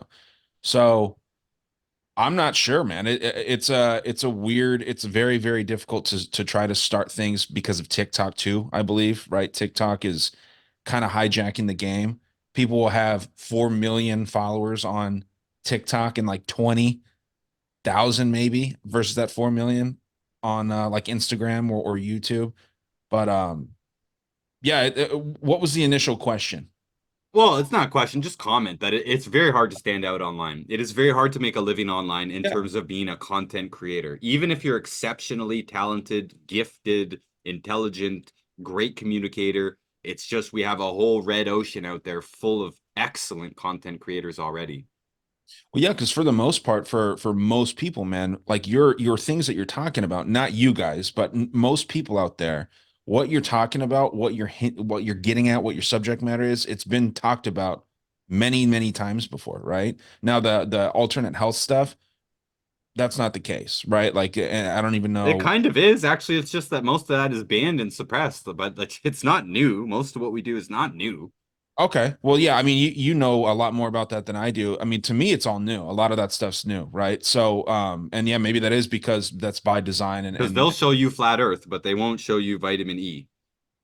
sure. Yeah, 1,000%, man. Because you're going head to head with some of the biggest, most powerful companies in the world, right? Pfizer and these people that are invested in making you stay sick so that, you can be on that government tip for the rest of your life and you have to, you know, feed that beast. You can't if you're on like natural food and more healthy medicines, maybe call them Eastern medicines and stuff like that. You're not taking these petroleum based medications, right? And that's bad for their system. So yeah, I mean, it makes sense that if you were this all powerful entity, whatever you want to call it, the government, the they that people throw around out there, you would go after people like you too. You know what I mean? Because then you're cutting into their money. It makes sense. It doesn't make it right, but you can see where they're coming from, as evil as it is. Well, Yeah, COVID gave them the biggest excuse they ever had. It could because it wasn't censored as much as it was until the COVID era, where we were now spreading disinformation. There was a Maybe, big change that never happened before. yeah, maybe that was part of one of the many reasons why they put it out, right? I think that part of it had to do with the election in the United States. I think it was meant to look like that because I still think that Trump was kind of one of their guys. I don't think that you just become the president of the United States if some people don't want you to be that, right? Mhm. So there was probably a lot of reasons why COVID came about. I think it was manufactured, right? Um, but they got so much out of that. They got this wave of people podcasting that got burnt out, like myself, right? I taught every podcaster I talked to that started one in the 2020s, they're burnt out of it now because it was such a exhilarating time. People literally thought the world was going to end, and there was so much shit to talk about. And now everyone's talked about it, and they just got burnt out, man. It's like they got obsessed, and then they just got over it. Like kind of like the how Luke was talking about money. It came in quick. All the listens, all the views came in quick, and then they all just went away. People stopped listening and stopped caring about that stuff. what were you guys talking about, if you don't mind me asking, that came quick and left? What was the main topic? All kinds of conspiracies, man. Like I've got 500 episodes of, I mean, COVID? yeah, we talked about COVID. We talked about the Lucius Trust, the United Nations. You mentioned the World Economic Forum. I've done episodes on that. Um, all kinds of shit, man. Some more funny things too, like red pills in South Park. I talk about South Park a lot, just kind of jokingly. Yeah. All kinds of stuff. Cartoons, video games, conspiracies within those, and people got obsessed with conspiracy theories because of COVID, right? It seemed obvious that there was something going on between the government, big pharma, right? All that stuff. It seemed like there was definitely a conspiracy afoot there. So everyone kind of turned into a conspiracy theorist in that time. So me and Ryan actually have this is a good book I read called Truth About Contagion, and we're gonna go over a big topic of that. And this book blew my fucking mind, dude. I know it's not the topic of today, but like I'm just so much factual information in this book, and we're gonna make a whole podcast out of it and talk about it. But I don't know if you read it. It's called The Truth. What is it, Ryan? The Truth About Contagion? Truth About Contagion, Thomas Yeah. Cohen. Honestly, dude, if you have one day to read it, I think it's only 155 pages. Okay. Just like mind blasting. I was like, wow, this hit me hard. Not a lot of books do that to me. This one does. But I would like to maybe I gotta start looking into your stuff because I'm sort of into those conspiracy things too. He's good and he's got a great voice. Thank Who? you. Oh, Thank you. Dean? Oh Yeah. yeah, buddy. I always talk nothing but good stuff about you. Honestly, when you're on the podcast every time, I'm like, this guy brings good value every time, knows how to speak, has good advice. Thanks. I've never listened to any of your episodes, and I know that I should. I have a very busy life, but I should because like I feel like you have a lot of stuff you like to talk about.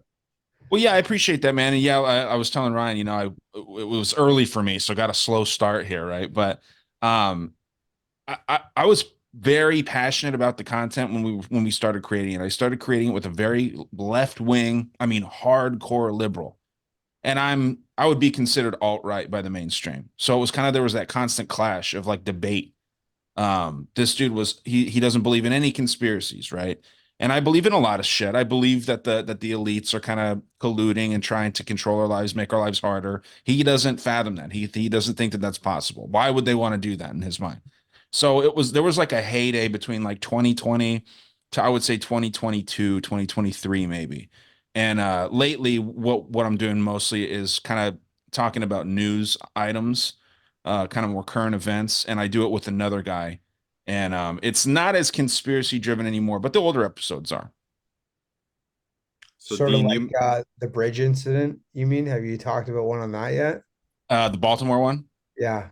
No, we haven't done that. We've I think we've played clips because what the main show, the component of the show is, we'll take clips that people send us, like the audience will send us, short clips. We'll play the clips and then we'll kind of talk about them and we joke about it. I mean, the show's called Conspiracy Underground News Team. You take the first letter of each of those, it translates to cunt, right? Conspiracy Underground News. Nice. So Nice, it's man. it's like a comedy kind of poking fun at the news and current events and stuff like that now. But yeah, any conspiracy theorist would love the early episodes of that show. Nice. So Yeah, man. Dean, you mentioned the word burnout, and I just wanted to chime in that when we're talking about online, burnout is a very, very real thing. We've all seen our tons of our favorite creators come out eventually and be like, look, I don't love this anymore. Right. Like, this is hard to keep up. And no matter what your genre is, it's hard to talk about the same thing constantly forever. And especially true on a lot of the social media today, where it's like, if it doesn't do well in the first week, it's just gone, Mhm. and so you got a lot of creators that need to produce something every week. And no matter what you're talking about, it's going to get boring after a while. I was making mud flood videos for a while before the pandemic just because I enjoyed them. I didn't expect to get a million views. I didn't expect to make any money from it. I just enjoyed it. If I had to talk about mud flood and hidden history constantly, I would be out of my mind. I can't do that. And you see a lot of creators really struggle to keep the fire burning after long term. But this is not something I see with normal side hustles. Like all the other stuff that we talked about today, talked about flipping stuff. You guys like collecting stuff. I none of this has gotten old for me. Spray painting has not gotten old for me. And even mowing lawns or something. I don't mow lawns anymore, but I just don't see you getting burnt out in the same way of that pressure to keep the audience's attention and to stay relevant. And you're never going to be as you have the highest video you ever got 3 years ago, you're never going to get it again. And there's a lot of stuff where it's like, you get people who have 10 million followers, they go down to 5 million and they're like suicidal, failing Yeah. to look on the bright side that, hey, you still have an audience of 5 million. You still have sponsorship. You still have stuff. I'm just saying a lot of people, not really me. I don't cry if we go down, and we don't really go down too much either, but I'm just saying we've been stagnant for quite a while. It's very difficult to stay motivated in doing it. And as we said before, if we weren't selling product, if we weren't selling supplements and books, there would be no way to justify it, both for the money and for the motivation. It's not fun. Making content for the most part is not fun. And for me, it was fun. I've been making videos for way over 20 years, by the way, even skateboarding videos way, way, way, way back. We did it because it was fun. And for me, very, very quickly, the game of online, the game of social media, of the views and the followers and the all that stuff just turned me so far off that very, very quickly, even making mud flood videos wasn't fun anymore. I mean, dude, there's a boom in every kind of thing that you're doing, right? Whether it's starting a company, starting a channel, like there's that growth period, and that's exhilarating. As whack as that sounds, like I know, like you don't seem like the type of person that like thrives and feels good when you're getting new followers, like right, like it's not like something that you attach yourself to. I But don't at the care. end of the Yeah. day, but it does make you feel something. Like it's better to gain followers than lose followers, right? So even at a low level there's an element of it like exhilaration to it, right? Um, and when that stops, when it plateaus, I think that that kills it for a lot of people, man. I think that it kind of has something to do too with just like this digital age that we're moving into. Like, there's no great TV shows anymore because you used to have to make sure that you would catch your favorite TV show live, right? Like, or not live, but when they would air it for the first time, because then they'd move on. Now it's all on Netflix. You can binge watch a show for fucking 24 hours and then it's done, right? But there's no great shows like freaking Survivor when it came out. People were obsessed with that damn show and Lost and Breaking Bad and all these things. Now there's nothing like that. It's sports now. That's why sports betting is getting so popular, because sports are the only thing that can bring people to sit down and watch live. And then how do we suck more dollars out of people? We make them bet, right? And then you make them feel like they're educated bettors and all this stuff. So yeah, man, there's something to like this, just this new shit. None of it's going to be that exciting, right? Holding physical collectibles or physical tools in your case, or books or jewelry or crystals or whatever, all that stuff's slightly different, right? Like it's slightly different to where you can feel it, you can notice the difference. When you're just creating content, man, it all kind of blends together at a certain point, I think. Yeah, it's still sitting on the computer at the end of the day. Right, right. Yeah, it's very tough to be exhilarating. Chef Norman, you got anything to say on these topics? Nothing. He said no. He might have to go and make lunch soon or something. Um, I was hoping Luke would be here so we could hear this. But I've only really got one major thing that I want to comment here as a side hustle. Luke mentioned earlier, we don't really talk about our business in this. I just usually mention very casually and very obviously that I do sell supplements. That's what I do for a living. But I rarely ever get into the actual business aspect of it. And I don't really like promoting the business online. It's easy to look sleazy. And the very honest truth is, I just do not care if you join my business or not. I do not care if you become a distributor or not. Obviously, we do better if we get distributors, but we sell the products. Our primary thing is to help the customers with their health. The products are fantastic. They literally will change your life. But the business structure itself, multi-level marketing, and even in our company specifically, very, very difficult to make money. It is very difficult to make money. In our category here of supplements, the profit margins are very, very low. Very, very low. It would be near impossible to run a store selling our products because the margins are so low. But that means to me, there's a lot of value in the product, right? The value is caught up in the product. There's not much profit to go around. So just saying, we promote it to customers. We don't really promote it on a business level. But people also say a lot of bad things about multi-level marketing. Dean, I'm not sure how familiar you are with network marketing. They call it a pyramid scheme, right? Yeah, like And Herbalife, you're talking stuff like that. Herbalife is a classic example. And each company is different. And I don't like bashing other companies, but some of them do some pretty stupid things. Like Herbalife became famous in a bad way because their compensation plan was structured so that a lot of distributors were having to buy a lot of product themselves in order to qualify their position on the compensation plan. I know that's going to be Japanese to a lot of people listening, but bear with me. So they're in order to get their paycheck in that company, and I don't know if things changed or whatever, but the problem was they were having to buy so much to qualify that a lot of people had garages full of products. And that's one of the things that our type of company, this type of business structure is often criticized for. I love that our company actually does not make us do that. We do have to buy a minimum order each month to get a paycheck. And if you don't want a paycheck, then don't do it. But my paycheck, it costs way more than the product because the product they make you buy is just like a personal order. It's even lowball. It's less than what most of us actually buy for ourselves. So as long as you buy a minimum order, you qualify to earn off of any commissions that you have that month. But Luke, you just popped in. I just want to comment on MLM a little bit here. So you get a lot of people saying a lot of bad things about MLM. You get people saying, "Oh, only the people at the top make all the money. Oh yeah, if you come in early, if you get in early, then that's the only way you're going to make all the money." Well, I just have to defend this because not every compensation plan is the same. I've looked at a lot of compensation plans. I've been pitched on other companies. I've gone to other meetings. There's some compensation plans I still don't even understand. I cannot get my head around a binary system. Luke, I don't know if the binary compensation plan, it's foreign to me. I can't understand it no matter how hard I try. I don't know. Ours is pretty simple, first of all. Second of all, there's nothing stopping Luke, who's under me in the pyramid. There's nothing at all stopping him from making more money than me.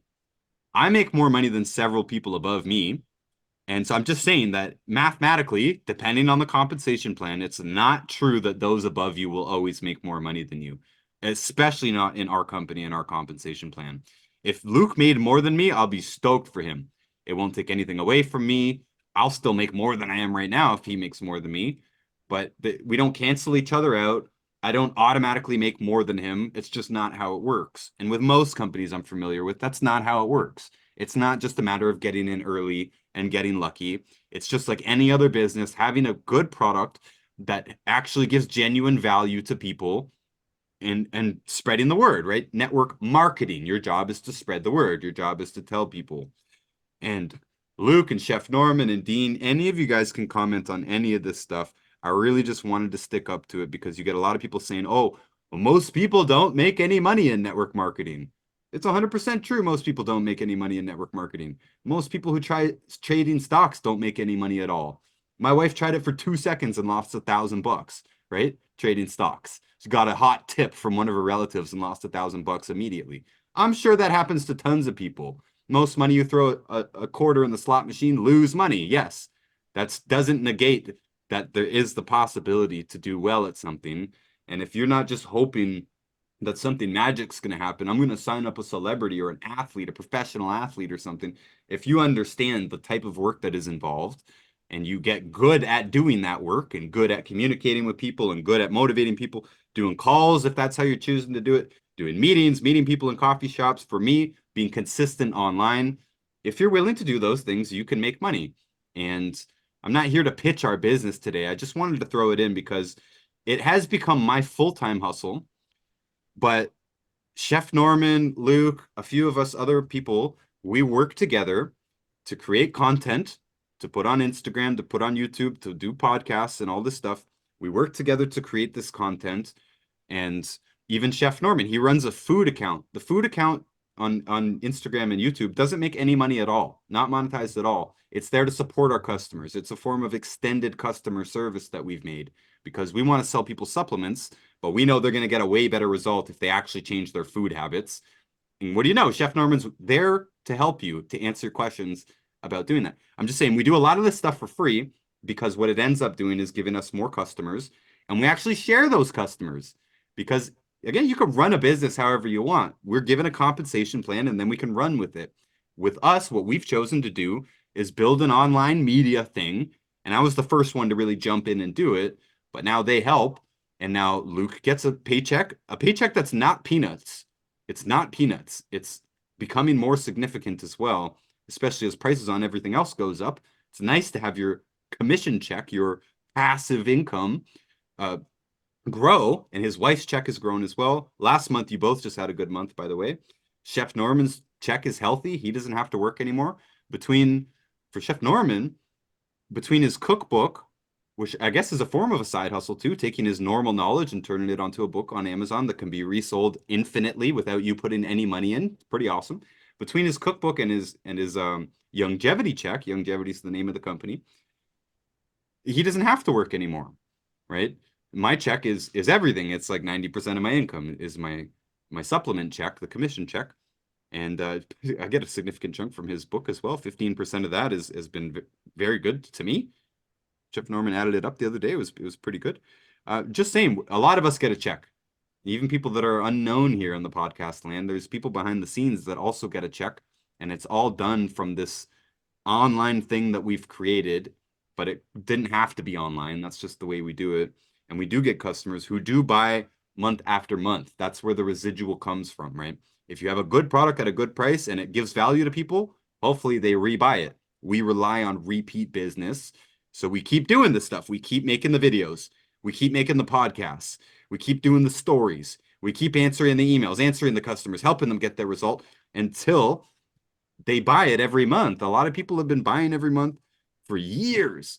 There's people I signed up 8 years ago that are still purchasing every single month. So it's a residual income, not just for me, but the way that we've placed our pyramid, the way that we've built our pyramid, that my best friends, two of which are on the recording here, also get checks. My wife gets a check. My mom gets a check. My sister gets a check. My uncle everybody gets a check that I know, right? Who bought into this early on. And I'm not contradicting myself earlier, and I'm almost done. I said, yeah, you don't have to get in early. And you didn't have to get in early. It's just I told all my friends, hey, this fixed my neck. This fixed my neck. It fixed my back. I'm out of pain. I'm doing this. I'm pretty sure that's why Luke got in. Luke got in because he said, these guys are going to keep going on this. I told Luke, I'm going to keep doing this. I don't know if it's going to work out or not. This is before Instagram and all this stuff. I don't know if it's going to work out or not, but I'm doing it.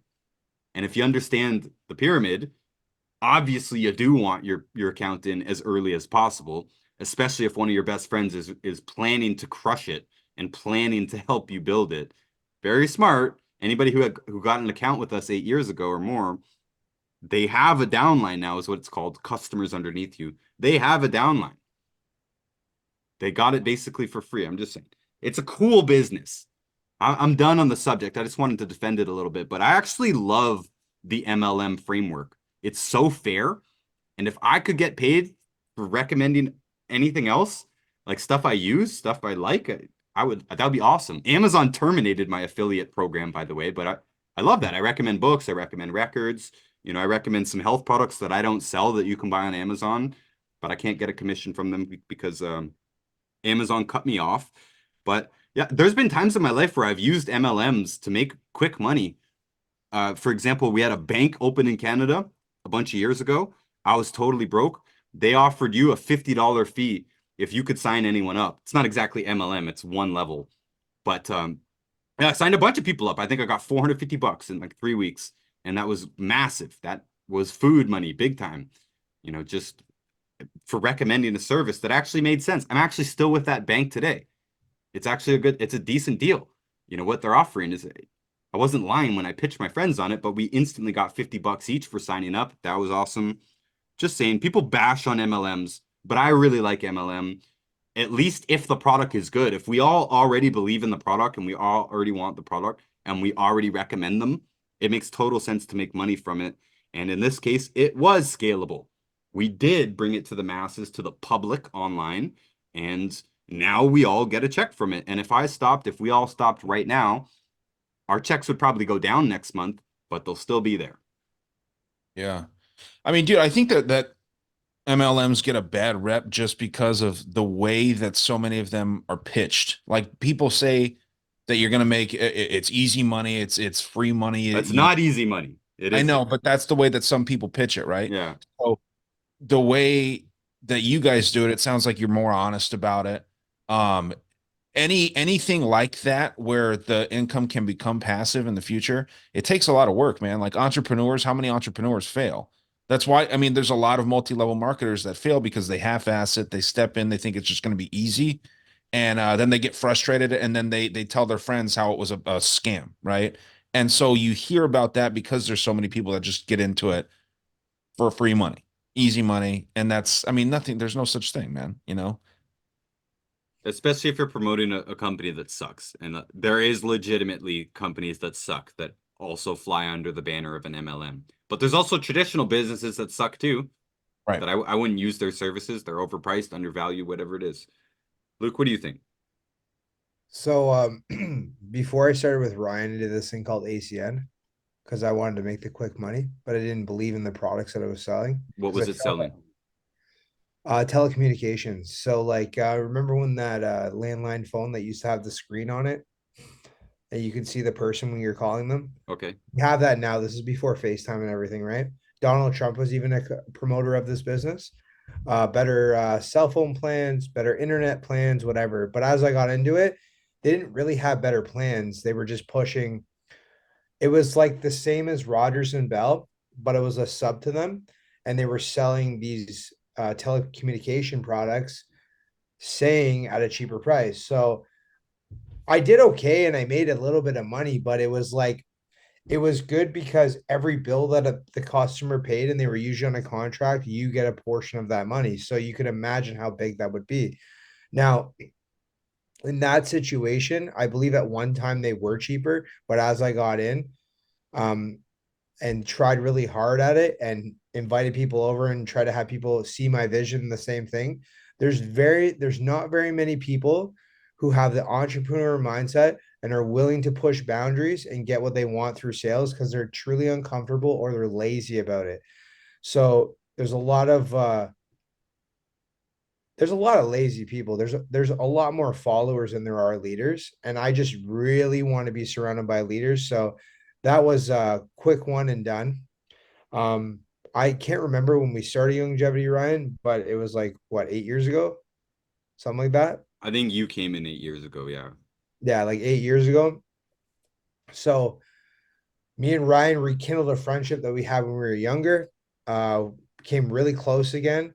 And it was like, fuck all, dude. Like we just started selling people face to face. And just because I was passionate about it, because it changed my life.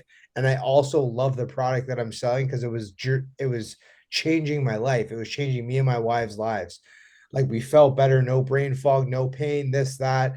And I was like peak, peak, peak. So like when I was selling people, I probably sold at least over 100 people from face value, right? To just because of the way I'm talking about it. But it only went so far, and we did all right, Ryan, for like I guess a part-time gig. And It wasn't bad. I got it up to $1,000 a month the first time doing that. No online, yeah, nothing. and I think I was like half that. Like obviously I did have a full-time job at the time. And it sort of went downhill from there. And then one day I'll have to say it had to do with Ryan. He reinvented the wheel, read a couple books and said, "Hey, I'm pushing this online." And I actually stopped my level where I was at and I re-enrolled myself because where I was in the pyramid, I didn't want to be a part of this group anymore because they weren't really motivating people. Details they don't need. We restructured a little bit when we moved Restructured, online. and it's moved in a direction where it's super positive. I know Ryan hates it every day, but he's definitely taking care of many families' lives through the health business and our financials. And we all work as a team. Ryan puts in 100% of the effort. I would not say I'm a contributor, but a small to that. And Andrew and his wife and my wife. But Ryan has not only provided health information for everybody who wants to see it, has also changed a lot of lives and has also helped us all out significantly financially through pushing this. So it is a feel good business in a lot of ways. Like you can generally feel good if someone comes up to me and says, you do a multi-level marketing this, you have to feel good about what you sell. But also Ryan has changed our lives financially. Now it's been slow, really It's slow. been a slow build. Yeah. It's been a slow build, dude. But I'm telling you, like right now, me and Jen, if I add our checks, we make what someone would make on a minimum wage job all fucking year. You know what I mean? Like, I can't complain about that. And I'm saying if this was another 5 years from now, that could pay for my wife's job and she doesn't have to work anymore, right? Like I know it's slow, but I and you build a lot of relationships too Well, through this, another right? word for it is relationship marketing. But that's what I Yeah. was saying I love about it. It's because we can generate money and all share it. again, depending on how it's structured and everything, but we structured it smartly so that, you know, Dean, picture it, and audience, picture it, right? You see the pyramid, right? You got one person on the top, you got three people on the next level. Well, that's all I literally have is three people, which two of them are my best friends right here, right? Luke and Chef Norman are both on my front line, they call it, first level of the pyramid. So, and my wife is the third leg. So everything else gets put under one of those three legs. So it's pretty evenly distributed where they're getting significant, they're getting a third of my volume total for each of just for nothing, just for being nodes in the pyramid, right? Of course, they got to do their own order to get paid and all that stuff. But it's awesome that we can make money together because for me, I don't pay anyone. Yeah, I don't pay for anything. I don't give anyone cash for work. If anybody wants to contribute to what we have going, if they want to edit videos or make reels or answer customers, if they want to do any of that, they have to do it under the understanding that the rising tide lifts all the boats here, right? If you make content and it helps us get more views, then maybe that's more customers and you'll get a certain percentage of those customers, right? If you are willing to contribute to it, but a lot of people aren't. A lot of people aren't able to see the vision, even when now it's fully built, it's fully in your face. At the very beginning, a lot of our friends looked at us with dead eyes, like, "What are you even talking about?" Right? They still don't have Instagram to this day. They're not on the phone. They didn't get it. They didn't hear Gary Vaynerchuk. They didn't none of this stuff, and they didn't see the vision. And even now, they don't understand how it works and just don't care. Ryan, you said something earlier that I just wanted to put in here because this is something that's actually said in network marketing training pretty generally. They say there's a magic number of $500 per month. You were talking about making 100 or two extra dollars a week. Well, that's pretty darn close to that exact magic number of $500 per month, which is it's an imaginary number, but this number is promoted as the number that would change most families and save most marriages. Meaning most people are just short. They're just barely making it for what they need. And, it's kind of a law of the universe. The more money you make, the more you spend, right? That's why if you don't pay yourself 10% first, if you get a $100,000 raise, you're just going to spend that money. It's how the universe works unless you pay yourself first. So most people are already on the edge. They're just barely making it work. An extra $500 a month would save most marriages, so they say, and would keep some families together and just a lot of the stresses that people have about going to the grocery store and stuff right now, paying for gas. It's not that they're thousands of dollars off each month or they'd be bankrupt. There are hundreds of dollars off, right? So when any of these side hustle things, whether it's MLM or not, the goal for most average people who have a job already, are already making ends meet somehow, adding that extra $500 a month is changing your actual level in life. It really is leveling up. Getting a raise for an extra $500 a month is significant. And if that comes in from some simple side hustle or from a more structured business like an MLM, it doesn't matter because $500 a month can make all the difference ever. Yeah. I mean, like you said it really well too. You can't, if you make the extra $500 a month, you can't just spend it. You got to try to still live like you were not making that $500. And that's why it is kind of cool when it doesn't come from your 9 to 5, when it's something outside of that, because you kind of look at that money a little bit differently, I think. And that's the way I do it anyway. Obviously, everyone's different. But if I get my check, I get paid once a month for my job. So if I get that check, I know that that's like bills. That's like, some of that, and hopefully I can save and all this stuff. The Patreon money, I still make a little money from my Patreon, still make money from ads, still make money from merch sales. That I look at as like, that's my fun money. That's stuff that I can mess around with, right? It's far less than the job money, the money that I get from my 9 to 5. But yeah, man, having multiple sources of income, whether it's passive or not, you can kind of use that money for your fun shit, right? Try to save some, but I don't know. It's definitely very important, I think, to have just multiple sources.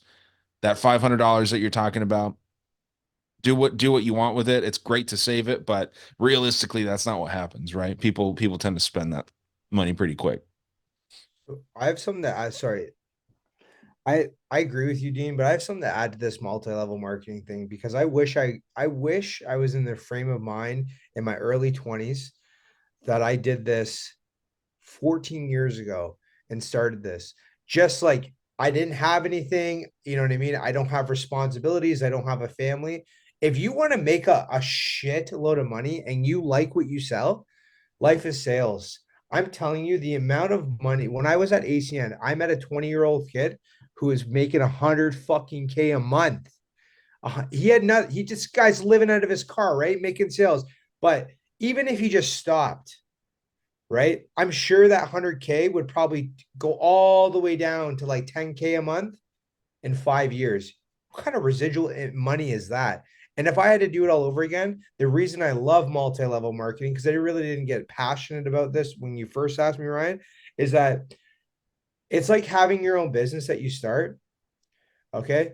But everybody who's on the same page as you and is motivated and wants to move the mission forward, if you enroll 500 people that have that same mission, those same alpha people that have it, you will have 500 businesses generating you a residual income that no fucking pension would ever pay. Now, that's very hard and you got to work at it. And we're still doing that. And we do have people in the lines that have opened up full clinics and are making those movements, and it's organically growing. But it's very hard to find those kind of leaders. That's what I find the downfall of MLM. But if you can attract those people that are all entrepreneur mindset and are willing to eat it for a while, I'm telling you, if you want to open up a business, you might as well just make it multi-level marketing, because you can take one business and make it 500 and have the same profit on all of them. It's actually fucking genius. People call it a Ponzi scheme, but it's really no different than any other company. If they It's not want a to call Ponzi it, scheme if there's an actual product involved. no, Ponzi they're scheme, not. you're paying one investment off with the other investments as they're coming in. In a Yeah, proper a but they're proper also MLM, you calling don't get paid for enrolling people. You only they're get paid also on call, product sales. they're also calling it a pyramid in a way where the top will make the most, bottom, bottom, bottom, bottom. That's not true. Actually, a business is more like a fucking Ponzi scheme, because you got the CEO, you got the people underneath, and none of these people all the way at the bottom will make more than the top person. But in a multi-level marketing, that's not true. You could be 1,000 deep, and the guy at the top is not doing his job, because everyone's got to work as a team, right? If they all want to make money. So the guy at the thousand deep can make more than the guy at the top, number one, just by what he brings to the table and what he does for the business. So it's a team effort involved, and everybody wins if we all put in the effort. So it's genius. I like it. Sorry, I just wanted to add that. I know it was sort of off topic, but yes, you are right, Dean. An extra $300 a month. And saving it. And I'm not one to do it right now because of the situation I'm in with the interest rates and my wife's off work. But everyone that I've talked to that's done well, it's always a 10%, always a 10%, investing it, keeping the money aside, having an emergency fund, putting it in a conservative interest, like an ETF or some sort, or buying cards, or doing a hustle with the jewelry. Just don't do the fast money stuff. Yeah. So I just want to say too that MLM, and I am done with this subject. Just putting it in there that this is a pretty huge industry at this point. It's been pretty huge for a long time, but a lot of people still don't know about it. And again, I'm not here pitching it. It actually is hard. It's a difficult business. And in our business, specifically helping people, I've said it many, many times. It's kind of sucks. It's very, very stressful. I Luke used those words, hate my life. I do kind of hate my life a lot of times in the way that I actually have to spend my days, especially on the computer and on the phone. But this is around a $200 billion industry, not just our company, but all the MLMs combined. It's around a $200 billion industry. Many of them do actually provide products that have excellent value in them. That's why they generate lots of customers. And for us, yeah, we focus on customers because the products are so good. And because the truth is that it is a difficult business to do. It's just that doesn't make it a scam. I just really want to be clear about it. It does not make it a scam. A $200 billion industry is not a scam, right? We're not selling smoke and mirrors here. We're selling legitimate products. Some companies, their products are overpriced or they're undervalued or whatever, but there's a lot of companies that actually do operate under MLM and they do have high quality stuff. And that's why they have lots of customers. And it's, in general, it is easier to get customers than it is distributors. It's tough to grow the pyramid in that sense. But we have lots of customers and we're going to continue doing it and sharing the profits. Chef Norman, you got anything to add on this?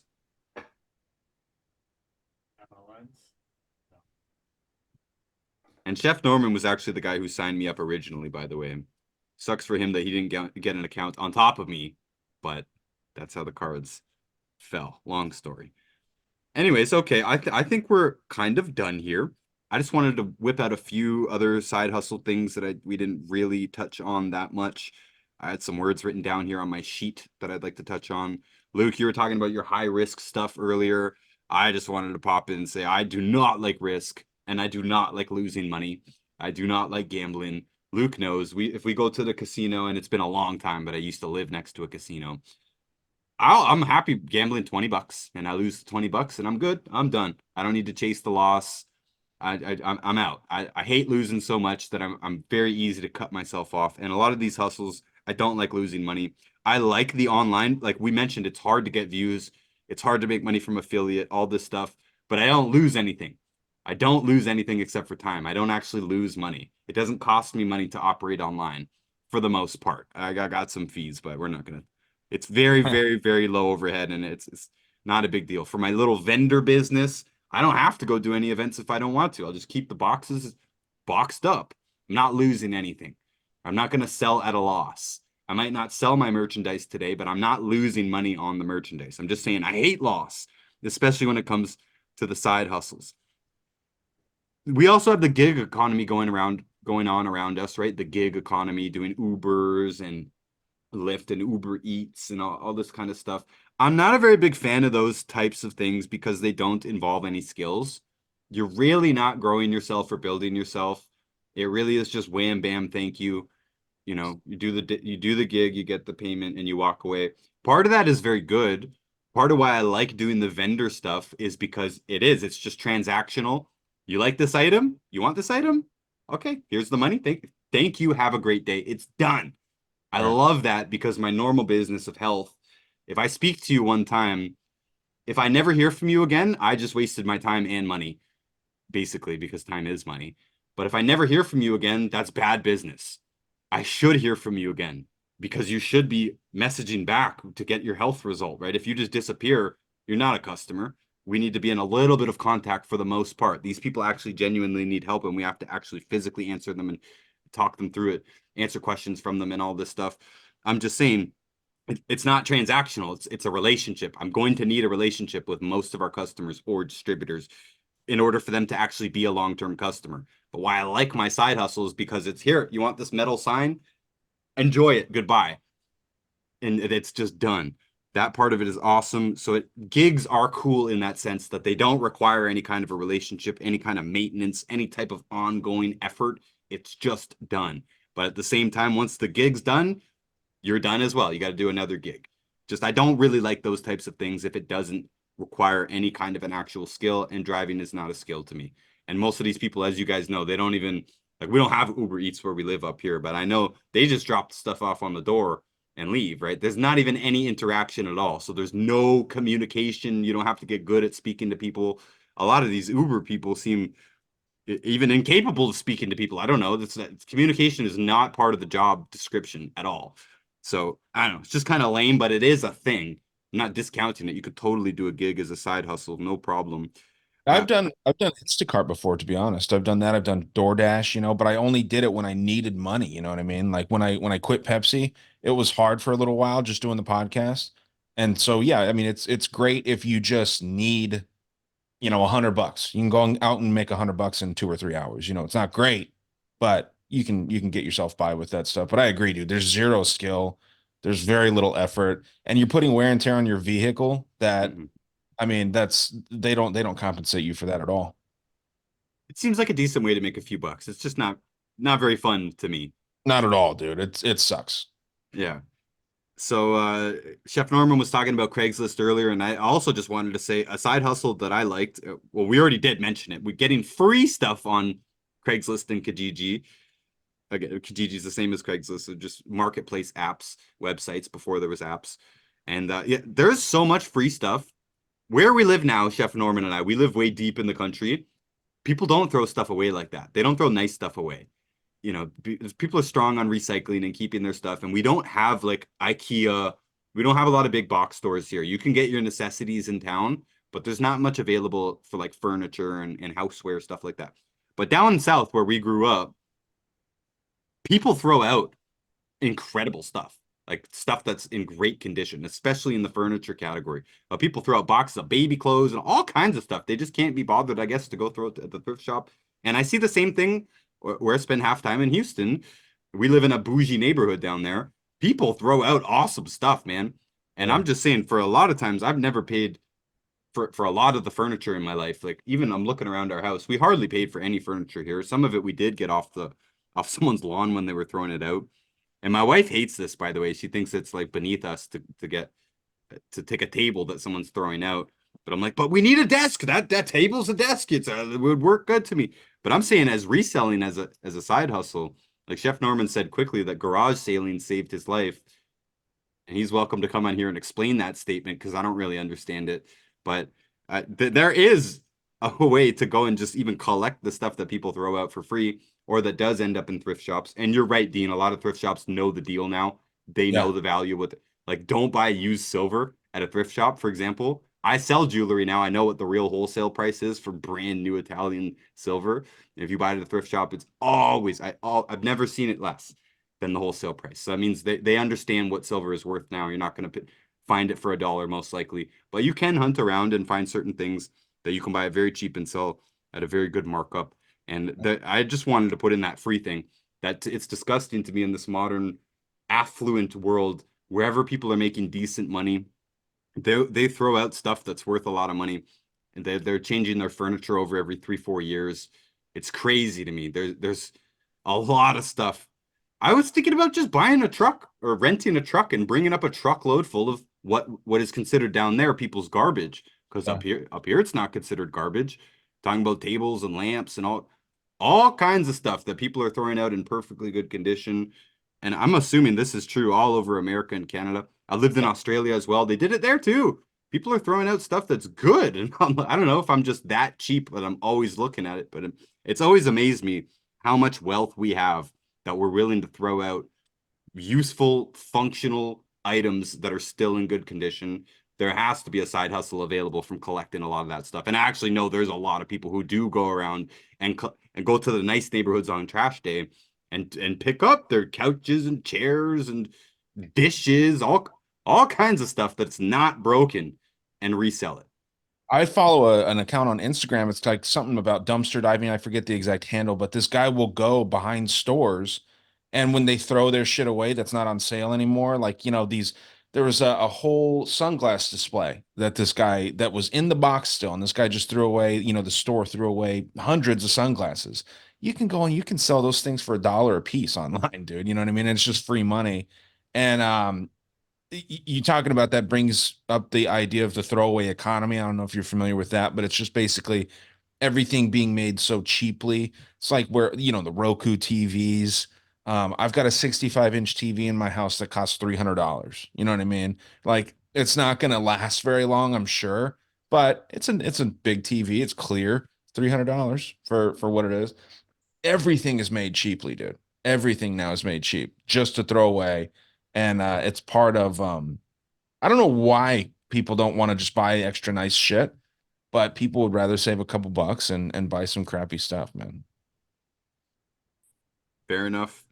All right, guys, got a short list of other service-based things. I had them written down here for Hey, some hold up. I reason. gotta get my charger. One sec. The charger. Yeah, other quick, easy side hustle, I think, that are dignified as well, and provide some kind of genuine service. I'm sure there's a longer list, but I've got things like detailing cars. Detailing cars, not particularly difficult, but you do got to do a good job, and Yeah. you can get paid. That's actually highly scalable. Detailing cars, it's one of the better side hustles that I'm aware of, because you start detailing more expensive cars and just being passionate about it, being meticulous about it. You're going in with Q-tips and stuff and cleaning out all in between the buttons and stuff. Cars get dirty, right? And there's lots of people who are willing to pay for good detailing. And lots of detailing businesses are really expensive. It's not worth going to for a lot of people. You got a mid-level car that you want to keep nice, but you don't want to pay $400 to get it cleaned on the inside, right? Well, I knew some kids, one of the places I live, a couple of kids that would do a great job on detailing for $50. They could do it in less than an hour and still do a really good job. And you could scale that up to nicer vehicles and charge more money. That's a possibility. in this category too is cleaning. A lot of people see cleaning as undignified, yet that is something that is a highly valuable thing. Huge parts of our economy are based on cleaning other people's stuff, cleaning houses, cleaning cars, cleaning lawns, and of course mowing lawns and stuff is all in the cleaning category. And it is possible to scale it. No, you don't want to clean hotel rooms for the rest of your life, for sure. That's just a job and it's not a very good one. But it's pretty actually easy to hire some people and manage some jobs and get some contracts to clean some parking lots and stuff. And it's cleaning is just an underrated thing. There's lots of people who make a very, very, very good living cleaning. I'm not talking about the ones that work for $10 an hour. I'm talking about the ones that organize themselves and turn it into an actual business. Totally possible to do. Those pressure washing of sidewalks and stuff too. Pressure washing is on my list here. Oh, What an man. awesome side hustle. Yeah. Have you seen these guys on YouTube and stuff? They're pressure washing out like Concrete. it looks like grass, and underneath it there's stonework or bricks, or if there's a driveway people didn't even know was there. They thought it was dirt. Yeah. Apparently there's a lot of stuff buried under that needs power washing off. Yeah. It's just And one of it's those cheap, things man. where all you got to Sweet. do is buy the power washer and you got it. You're good to go. Yeah. Yeah. And Business then, in a box. yeah. Yeah, it's interesting, man. That's one of those ones where it's like a very low cost to entry, right? And then you can just scale it like crazy. Lots of stuff needs power washing for sure. I also put in here dog walking and painting. Dog walking is pretty simple. It's just, I don't know. A lot of people are willing to pay this, and it's a viable side hustle. Not a lot of responsibility involved. Just decent and a little bit more enjoyable than Ubering, I guess, maybe. And I put painting on there because I'm a painter. I don't actually think it's a very good side hustle because it's not enjoyable. I don't know anyone that enjoys actually like house painting, like doing a good job. I don't. I'm not a good house painter. I'll paint a mural and make a mess. I don't like being neat and tidy and going within the lines and stuff. But it is something that people will pay a lot for. And this is just once again just like the detailing. When you start getting full scale businesses involved, try getting a regular painting company to paint your house. It's gonna cost a ton of money, right? So there's enough room in the current market price for painting. There's a lot of room for hustlers to come in and say, "Hey, I'll do that for half the price," and you'll still make decent money if you don't have the overheads of a full scale business. Mm. So I think I've said everything I need to say on this topic, guys. What do you guys think? You guys have any closing words? Yeah, I mean, we touched on a lot of stuff, man. It's definitely like I said, I've always been passionate about them.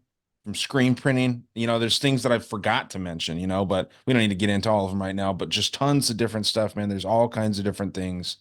I think everyone should have a side hustle, at least one, at least one. So, that's the last thing I'll say. I'll just add that you never know what you could do that you would find passion and fun, and you could find it through your side hustle, and it could replace your 9 to 5 job one day. And that's what I'm currently actively doing. And I believe that it will be my dream one day that our side hustle will allow me to be financially free and do the things that we love to do. I I'm not speaking for everyone, but probably for most people that don't want to work a 9 to 5 job or be told what to do or forced what to do and they don't feel free. I believe that a side hustle or even trying and making a mistake and trying again, you will get there if you try hard enough. You'll get what you will get where you want to go. So yeah, we covered a lot of things. If I had to add anything to it, just try what you want to do, what you're passionate, what you even anything, and then just try and make money doing it. And if you're not good at that, and you like your job, or you don't like your job, just try different things. And if you want inspiration, there's lots on social media. So good luck out there. Perfect way to end it. Good luck. And you might not know that this thing you actually don't like it too, by the way. Like both Chef Norman and I have tried a whole bunch of different things on the side hustle level, and some of it we've realized we actually don't enjoy. It's not actually something we want to pursue. But we dabbled in it a little bit, maybe made our money back, maybe didn't. But it was fun. We learned something, and we learned what we didn't want to do. You got to know what you don't want to do to know what you do want to do. Another just quickest, tiniest little point here too with motivation. I don't know, for some reason, just even having a couple of bucks behind something makes me do it. If we play poker here in our living room, we have to put $5 down. You have to. There's just no point of playing if there's no money down. None of us truly care about winning the $5. There just has to be some money involved or we don't care. For me, I've got a house full of unfinished paintings, and since there's no clients that I need to finish them for, they're not finished. They'll sit around for years. I don't have the motivation to do it. But yeah, something about doing a job for a client. I will show up with the spray paint and I will do the job that day. And if I don't finish it, I'll come back the next day and finish it. I'm just saying there's a lot of stuff like I enjoy painting. I can barely be motivated to finish my paintings, though, is what I'm saying. That now, when it is connected to a side hustle, I am going to finish it. I'm probably going to do a better job, probably going to feel better about it. And yeah, I like making some money. I like it paying for it. And money makes our lives function for the most part. We still need it, just no matter what. It makes me feel better. There's some things in life that are free and that I do for free that are fine. But when I connect something with my side hustle, I enjoy it and appreciate it much more, and it tends to get done much better and faster. And this whole thing of life can just move on faster than that. I'm not gaining much if I don't finish paintings. You got to finish stuff to grow. Just saying. Lots to say on side hustles. I enjoyed this. I enjoy side hustling. I appreciate all you guys for joining. I appreciate the audience, of course. Make sure you check out Mr. Ryan Dean on the Dangerous World podcast. That link is in the description. And you can also check out the fighting league that he works for, the BKFC, the Bare Knuckle Fighting Championship. And that will also be in the description. And of course, check us out on the Monday Night Master Debaters on the Great Deception podcast, also in the description. And Mr. Luke Moody doesn't promote his own social media here. You can if you want, Luke, if you want to pitch yourself, but for the most part, he's here as a regular guest and co-host on the Notus and Friends podcast. And maybe one day he will get a social media account that he wants to promote on here. And Chef Norman, similarly, is kind of weird. He's got our food account, which is always in the description. Do you want to promote your personal accounts? Is that what you want to do here? He hasn't branded himself. He's got kind of a weird presence online. His Instagram has a little bit of everything on it. How it should be, man. I got all kinds of random shit on my Instagram. Not all conspiracy stuff. Yeah, so you can follow me on Norman Goodies across all the boards. I'm on Facebook. I'm on TikTok. I'm on Instagram. And I do run the Notus food accounts with other people. So drop me a message. I'm down to talk. I'm down to, if you're interested in anything I am, I'm all over the board. I don't brand myself.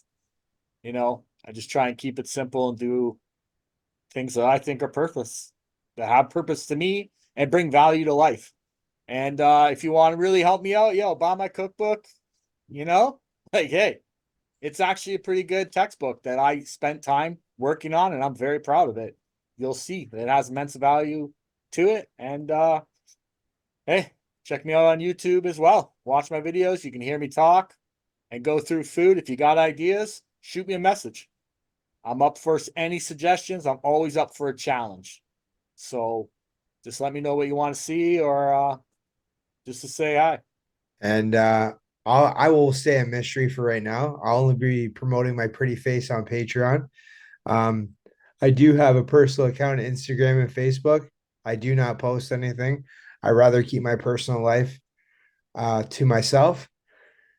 All I want to promote is just our longevity. If anyone's interested, anyone hurting, anyone needs health advice, Ryan will have that in the link in the description below. And I want to thank you, gentlemen, for another good Saturday entertainment episode. And I hope you all have a great day. You too, man. Yeah, that link is in the description. By the way, if you want any of our advice, you can contact one of our coaches on our contact page, and you send them your questionnaire, which is also on the contact page. You just email it to one of the coaches, and you should hear back from them with a protocol. Products and the protocols should change your life. We got pretty good track record here. Even people who have like negative reviews of our company online, because you got to look at that stuff too, almost none of them actually bash the products. They might have had a bad experience with the company itself or something, or trying to sell the products or something, but none of them really say anything bad about the products themselves. Not usually. And of course, yes, you can support us on Patreon. That was a side hustle we hardly even touched on. You know, it's great. It's great. I'm pretty sure most of the patrons literally genuinely do just want to support. You know, that's their main reason for doing it. At least in my case, I have 3 tiers and you get the same content for all of them. So why would you pay on the higher tier unless you just wanted to support? It is an awesome thing. I think we get about 200, maybe 230 Canadian dollars on Patreon currently. We're small fish. I know we're a small fish in the online world. Luckily, we have enough followers on Instagram to run a business, but other than that, we're pretty small. But the $200 makes a difference, and it is scalable. If we provide more and more value to people, more people want to support, that's awesome. You do get all the podcast episodes early on Patreon, at least 1 week early, sometimes several weeks early if I'm very on top of things. You also get our weekly Zoom meetings, which I do with the other distributors and some customers. Anyone can join them. But we talk about specific diseases and products, and we always do a case study there. We do that every week. I know a lot of people like to watch those and they can't actually make them to the meeting, but you could join for free if you wanted. You can find all the channels in the description, and of course on my website, notusbooks.org, my main website. You can find all the channels there as well. All the books that I've written and helped publish, including Chef Norman's cookbook. All of them are on the website. The free audiobook versions of my books are all on the website as well. There's lots on the website, notusbooks.org, including an archive of this podcast because we did get taken down before. You can download all those episodes there for free. And other than that, guys, I appreciate all you for joining. Stay healthy, my friends. Until next time.